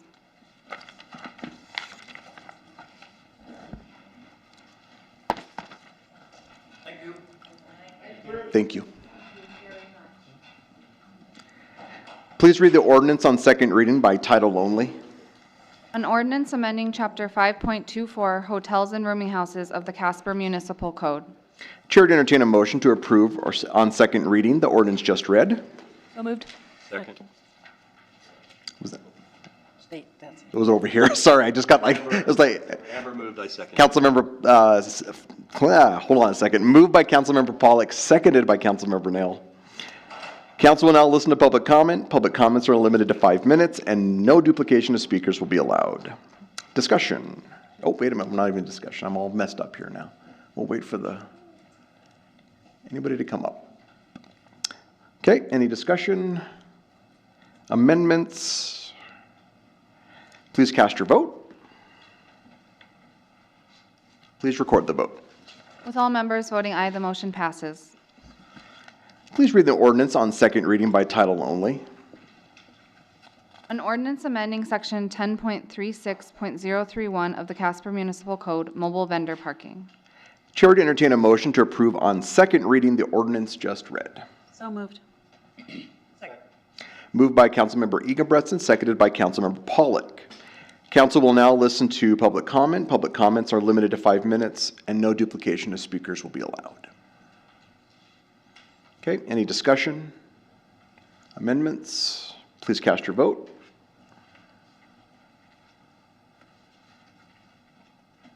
Please record the vote. With all members voting aye, the motion passes. Please read the ordinance on second reading by title only. An ordinance approving a vacation replat and subdivision agreement to create the Kensington Heights Addition Number 5 subdivision in the city of Casper, Wyoming. The chair to entertain a motion to approve on second reading the ordinance just read. So moved. Second. Moved by Councilmember Pollock, seconded by Councilmember Gamroth. Council will now listen to public comment. Public comments are limited to 5 minutes and no duplication of speakers will be allowed. Any discussion? Please cast your vote. Please record the vote. With Councilmember Ingebretson abstaining, motion passes. Please read the ordinance on second reading by title only. An ordinance approving a vacation replat subdivision agreement and zone change to create the Harmony Hills Addition Number 4 subdivision in the city of Casper, Wyoming. The chair to entertain a motion to approve on second reading the ordinance just read. So moved. Moved by Councilmember Kathy, seconded by Councilmember Johnson. Council will now listen to public comment. Public comments are limited to 5 minutes, and no duplication of speakers will be allowed. Any discussion? Amendments? Please cast your vote. Please record the vote. With Councilmember Ingebretson abstaining and all others voting aye, the motion passes. Council will now consider consent resolutions. Please read the consent resolutions by title only. 10A1, accepting a public sidewalk easement from Casper CY Avenue DG LLC as part of the Dollar General store construction at 6000 CY Avenue. 10A2, authorizing an agreement with Chalk Buttes Landscaping Incorporated for the Highland Park Cemetery Irrigation Improvement Project. 10A3, authorizing an agreement with Wayne Coleman Construction Incorporated for the Second and Lincoln Paving Improvements Project.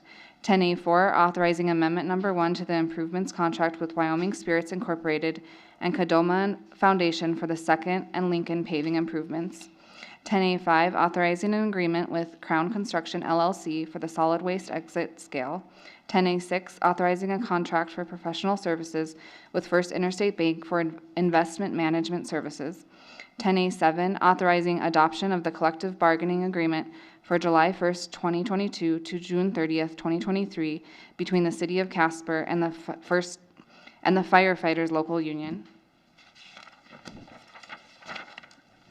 10A8, approving and accepting conservation easement and approving the purchase and sale agreement with Charles E. Purcell, Chapter Isaac Walton League of America, seller, to the City of Casper, purchaser.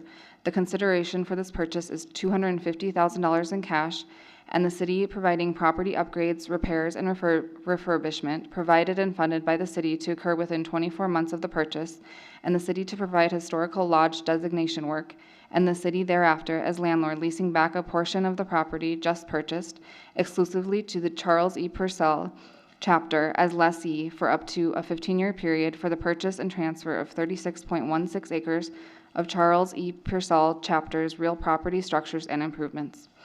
10A9, approving a lease agreement for the City of Casper to lease portions of the Isaac Walton League property to the Charles E. Purcell Chapter, Isaac Walton League of America, including buildings and common areas located on said property. 10A10, authorizing a lease agreement with HA Baseball LLC doing business as Casper Horseheads for use of the Mike Lansing concession stand. 10A11, authorizing acceptance of donations and grants to restore and revitalize the Fountainhead, a Robert Russin sculpture, and authorizing execution of a Wyoming Community Foundation fiscal agent agreement. 10A12, authorizing a lease agreement with the City of Casper and the Casper Ski Club. Thank you. The chair to entertain a motion to adopt the consent resolutions just read. So moved. Second. Moved by Councilmember Ingebretson, seconded by Councilmember Johnson. Mr. City Manager, do you have any comments on any of these items? No, sir. Thank you. Any abstentions or nay votes?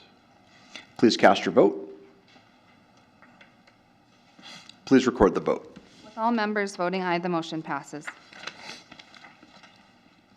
Please read the consent minute action titles. 11A1, authorizing the appointment of one new member, Cole Montgomery, to fill an open position to the Casper-Natrona County Travel and Tourism Board. 11A2, authorizing the correction of one Wyoming Association of Municipalities resolution as part of Casper's submission to Wyoming Association of Municipalities legislative priority considerations for 2023. 11A3, authorizing the inclusion of fiscal year 2022 to 2023 summary proposed budget into the minutes of the June 7th, 2022 regular council meeting. Thank you. The chair to entertain a motion to approve the consent minute action items just read. So moved. Second. Moved by Councilmember Nail, seconded by Councilmember Egebretson. Any abstentions or nay votes? Councilmember Pollock. I abstain from 11A2, please. Anybody else? Okay. Please cast your vote. Please record the vote. We need Oh, Councilmember now. oh, Councilmember Nell. I did, sorry. Thank you. Finger's not working. With Councilmember Pollock's abstention noted and all others voting aye, the motion passes. Thank you. At this time, we ask council members to bring forward relevant concerns and items of interest. Councilmember Johnson. Nothing tonight. Thank you. Councilmember Gamroth. Thank you, Mayor. Just a few things. I wanted to thank Ann and Jim Rubel. I see Jim's in the audience this evening. I wanted to thank them for their donation to establish a fiscal agent agreement with the Wyoming Community Foundation to allow donations for the restoration and revitalization of the Fountainhead sculpture here out front of City Hall. Thank you for that. I'm interested to see how the community responds to restoring that fixture that's been a part of the downtown area for a long time. Both the Casper Housing Authority and Wyoming Food for Thought had their applications for community development block grants approved in full by the WCDA Board of Directors recently. This is a big win for both those organizations and another step forward in making those visions into a reality. So congratulations to them, and looking forward to see those projects move forward. And then the mayor, the manager, and potentially several of us will be going to the WAM convention in Laramie. I don't want to leave anyone out. So I'm looking forward again to conversing with our colleagues in other cities to see, it's always a great opportunity to consult with them, see how they're addressing some of the very same issues that we're discussing, and hopefully, just as discourse with our constituents leads to better outcomes, discourse with other municipal elected officials does the same. So I'm looking forward to the convention and hopefully have a little bit more to report next week after we've gone. Thank you. Councilmember Egebretson. The Platte River Trails cleanup last weekend was a huge success with over 130 volunteers, and I guess they got over 2,000 pounds of garbage, so that was kind of amazing. And so great job for everybody who attended. And then CNFR is June 12th through the 18th, so be nice to everybody. Show them that Casper can really do some great things in hosting, and let's cheer on our Cowboys. So, awesome. Councilmember Pollock. Thank you, Mayor. Just draw attention to what's happening this weekend. Well, actually this whole week. Casper Pride kicks off tomorrow with events lasting 5 days. All sorts of different events, all ages, some sober designated events, a really great variety this year. So check that out if you're so inclined. And a number of other big events happening this weekend too. So yeah, again, be nice to folks that are out and about, enjoying a variety of summertime activities that we'll have at our disposal. Thanks, y'all. Councilmember Nell. I have a few things. Carter, I'm going to be looking to put something on on a future work session as well. I'll get to that in a minute. The first thing I wanted to do was thank the folks that came tonight. Community involvement is pretty wonderful, and I appreciate this council being open to what they had to say, and the ability to look at that and make things better for our constituents, period. That was a win-win tonight, so I was really proud to watch that happen. I'm also wanting to give a shout out to the city of Casper and the absolute wonderful job we did in hosting just the thousands of people that came to town for the Trump rally and the soccer tournament. Our police department did such a wonderful job. We had no instances to report. And I mean, we had thousands of people in one area, and it just went off without a hitch. And that's a tribute to our leadership in our police department. It's a tribute to our leadership in our city, and it's a tribute to our constituents who were really good hosts and had patience for a lot of people. Traffic was heavy, trying to go out to eat was impossible, and that was just a big win for the city, so I'm proud of that.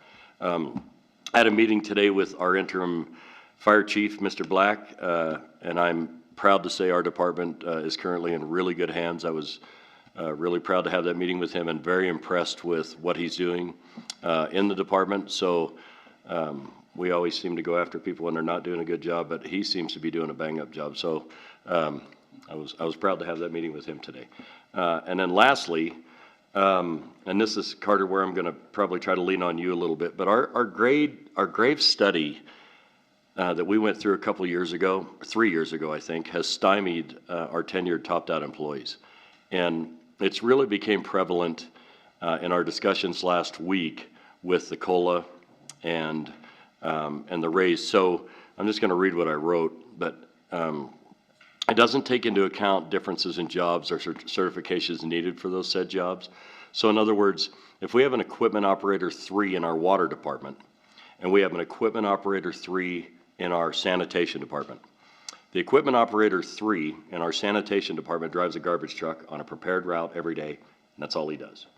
And he gets his wage. If you have an equipment operator 3 in the water department who's digging around gas lines, high pressure water lines, and everything else, he has to have certain certifications that are his responsibility, that he has to pay for, that he has to have continuing education for on a yearly basis, and yet he makes $4 an hour less with the same job description as the guy driving the garbage truck. That's a huge disparity that shouldn't be happening in our city. They're both qualified as equipment operator 3s, but one of them has to have all these certifications, and he's making $4 an hour less than the guy that doesn't. So there's a disparity there. I don't know how that slipped through Graves, but I've caught it. And so I want to see if we can look further into that to find out why there's such a disparity. And then also, you know, if you've been working for the city for 1 year, you got a 5% raise with your Graves in January. You're going to get another 5%, and you're going to get another 3.5% on top of that. It's 13.5% raises they've gotten for 1 year. And if you're maxed out or at the top of your scale, you're getting 3.5%. The disparity is too great for me to want to overlook, so I would like for us to put that on a work session and have a look at that. And I know it's going to cost money, but we've got to be, I think, we've got to get on more of a level playing field with our employees. They're our greatest asset, and I don't feel like we're being fair with them. Just a personal opinion, I'd like to throw it out and have a discussion with the council with it, if that pleases everyone.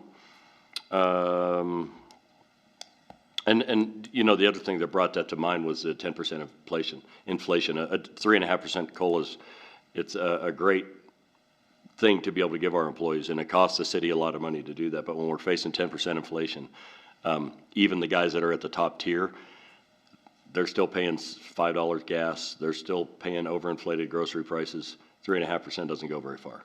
And you can say, well, they make more money. Well, you know what? They're used to living at that level now. And so I think we can do better, and I would like us to look at it. That's and I'm certainly not comfortable with the Grave study either, the way that came out. There's just too many disparities. I don't know. I'd like for us to look at that anyway. And that is all I have, and I thank you. To answer Councilmember Nell, is council okay to bring that to the work session to have that conversation? Councilmember Pollack. So, Councilman, are you imagining Councilmember Pollack, your microphone's not on. Are you imagining at the work session kind of a deeper dive into the nitty-gritties of the Grave study? Is that what you would like to see us consider? And I think I would like to consider a more level playing field for our employees as a whole, because I don't feel like the 20-year employee who may be at the top of his or her pay scale is necessarily being treated fairly.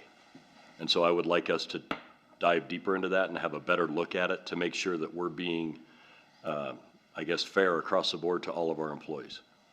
Go ahead, Councilmember. To both of them, yes. Would you be amenable to putting Graves' study on this so that maybe we have a better idea of what questions we need to ask in terms of seeking a more level playing field for a future work session?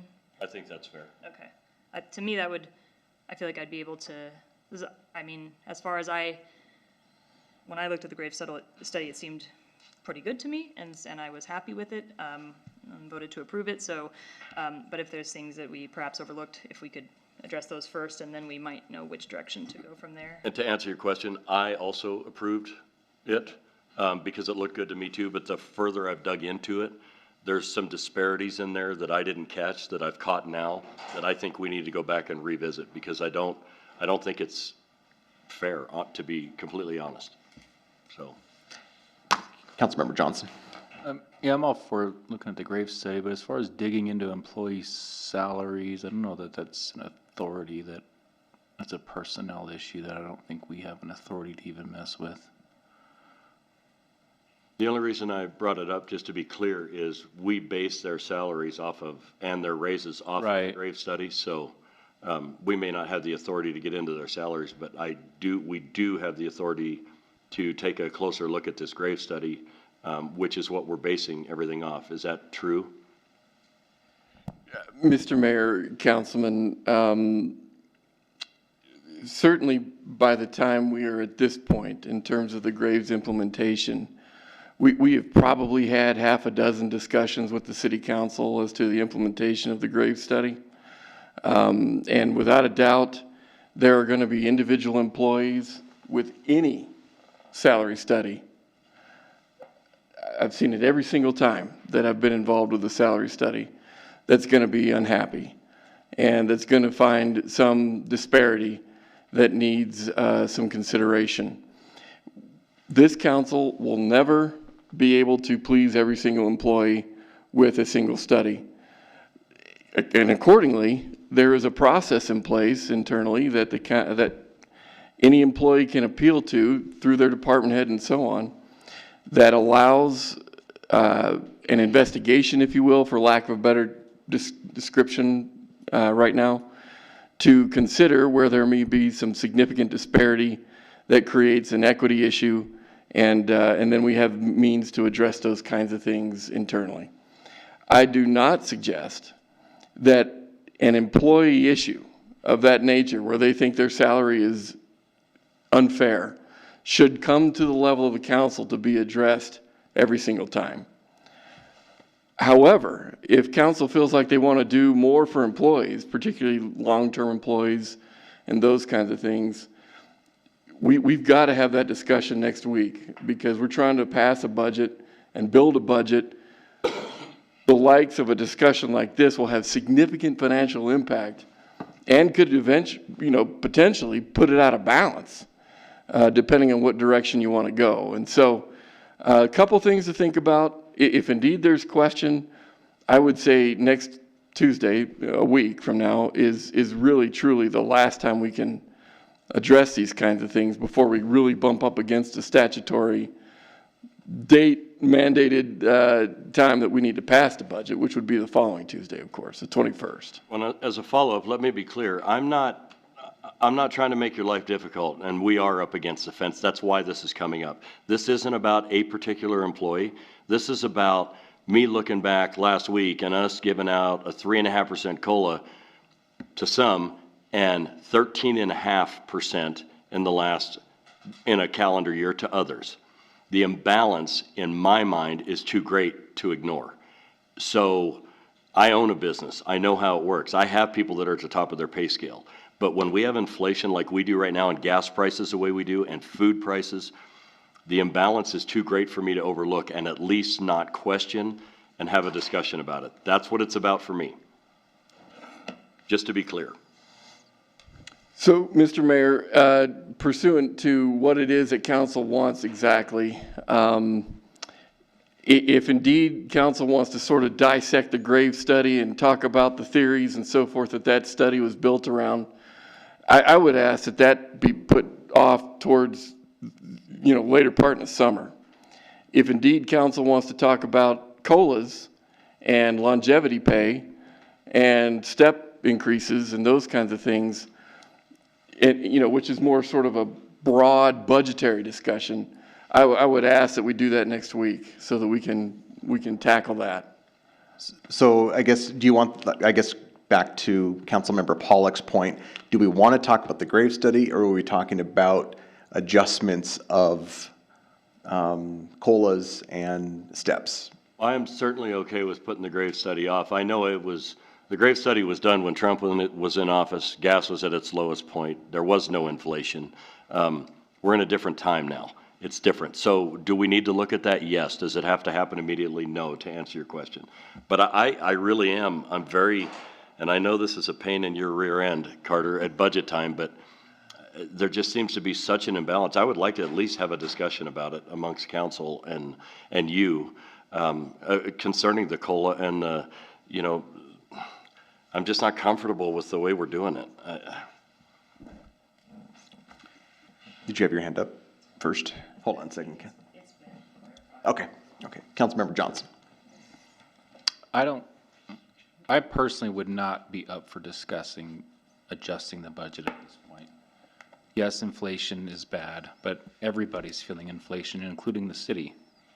And so I personally don't, especially as close as we are to where we have to pass this thing, I just think it's not a good idea to be messing with the numbers at this point. Okay. Councilmember Ingebretson. I agree with Mr. Johnson.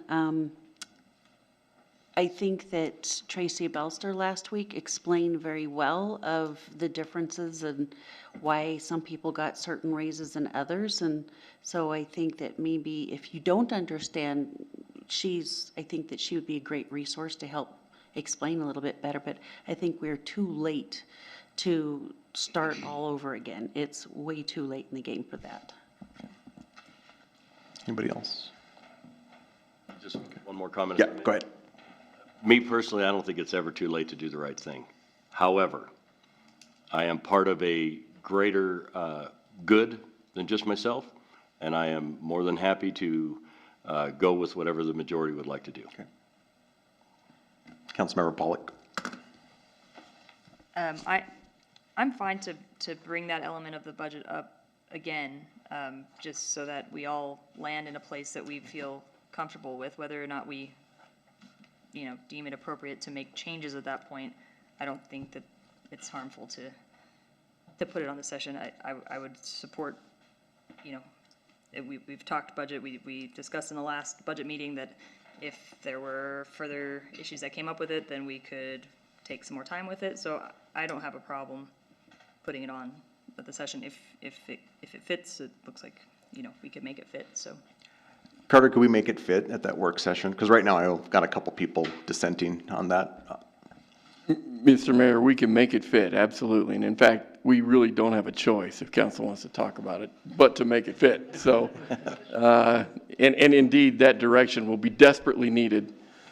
I don't know how to be more emphatic Tuesday night, but so if indeed council wants it, we'll make it happen. Absolutely. Okay. Yeah, can we do a vote on the screen? So just we have it. So if you're in favor of bringing that forward, go ahead and please cast your vote.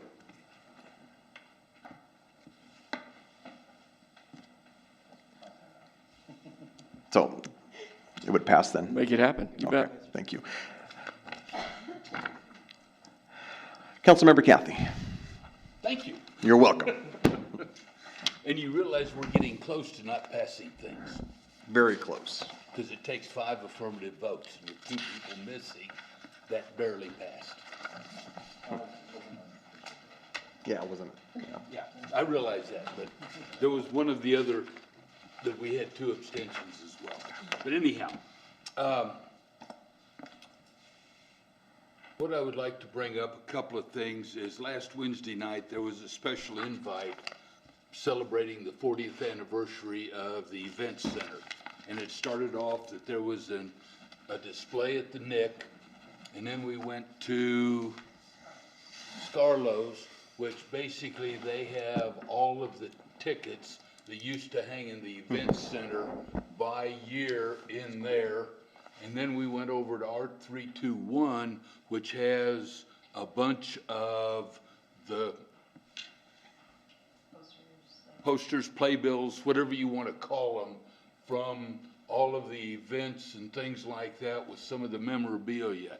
And for those that have been around, it's very interesting to go and look at, oh, yeah, I was there, and yeah, I remember that, and wow, did Jay Leno really look like that? And so it's very fun, it's very entertaining, And it can actually be incorporated with like the Thursday night art walks if you want to stroll through those places or any other time that you would like to stroll through them. But I think it was a very well done, and it's open to the public, I believe, for the next month. So that's, I wanted to pass that on. The other thing is the Children's Advocacy Project, which provides forensic interviews for youth that have been harmed in various forms, that helps the police department get convictions for a bunch of nasty people. And that's the best way I can put that. When you're damaging kids, you're nasty people. And so they do that, and they had a fundraiser this week that I think went off fairly well.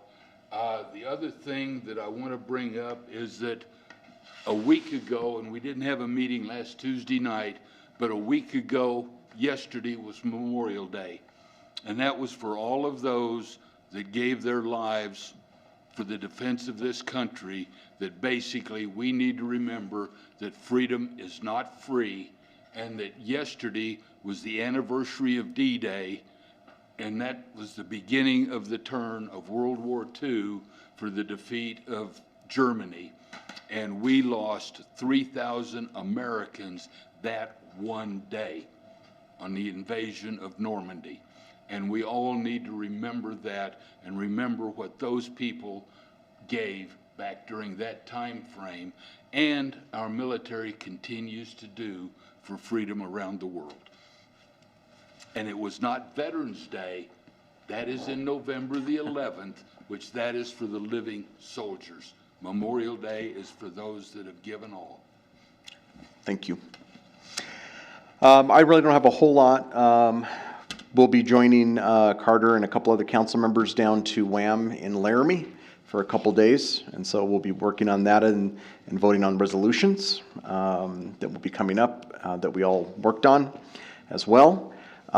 Start of summer today, so be mindful that there are kids out there running around being crazy and being all kiddie and summery, whatever it is. So please be mindful of that and be safe out there. So, and I just turned my page.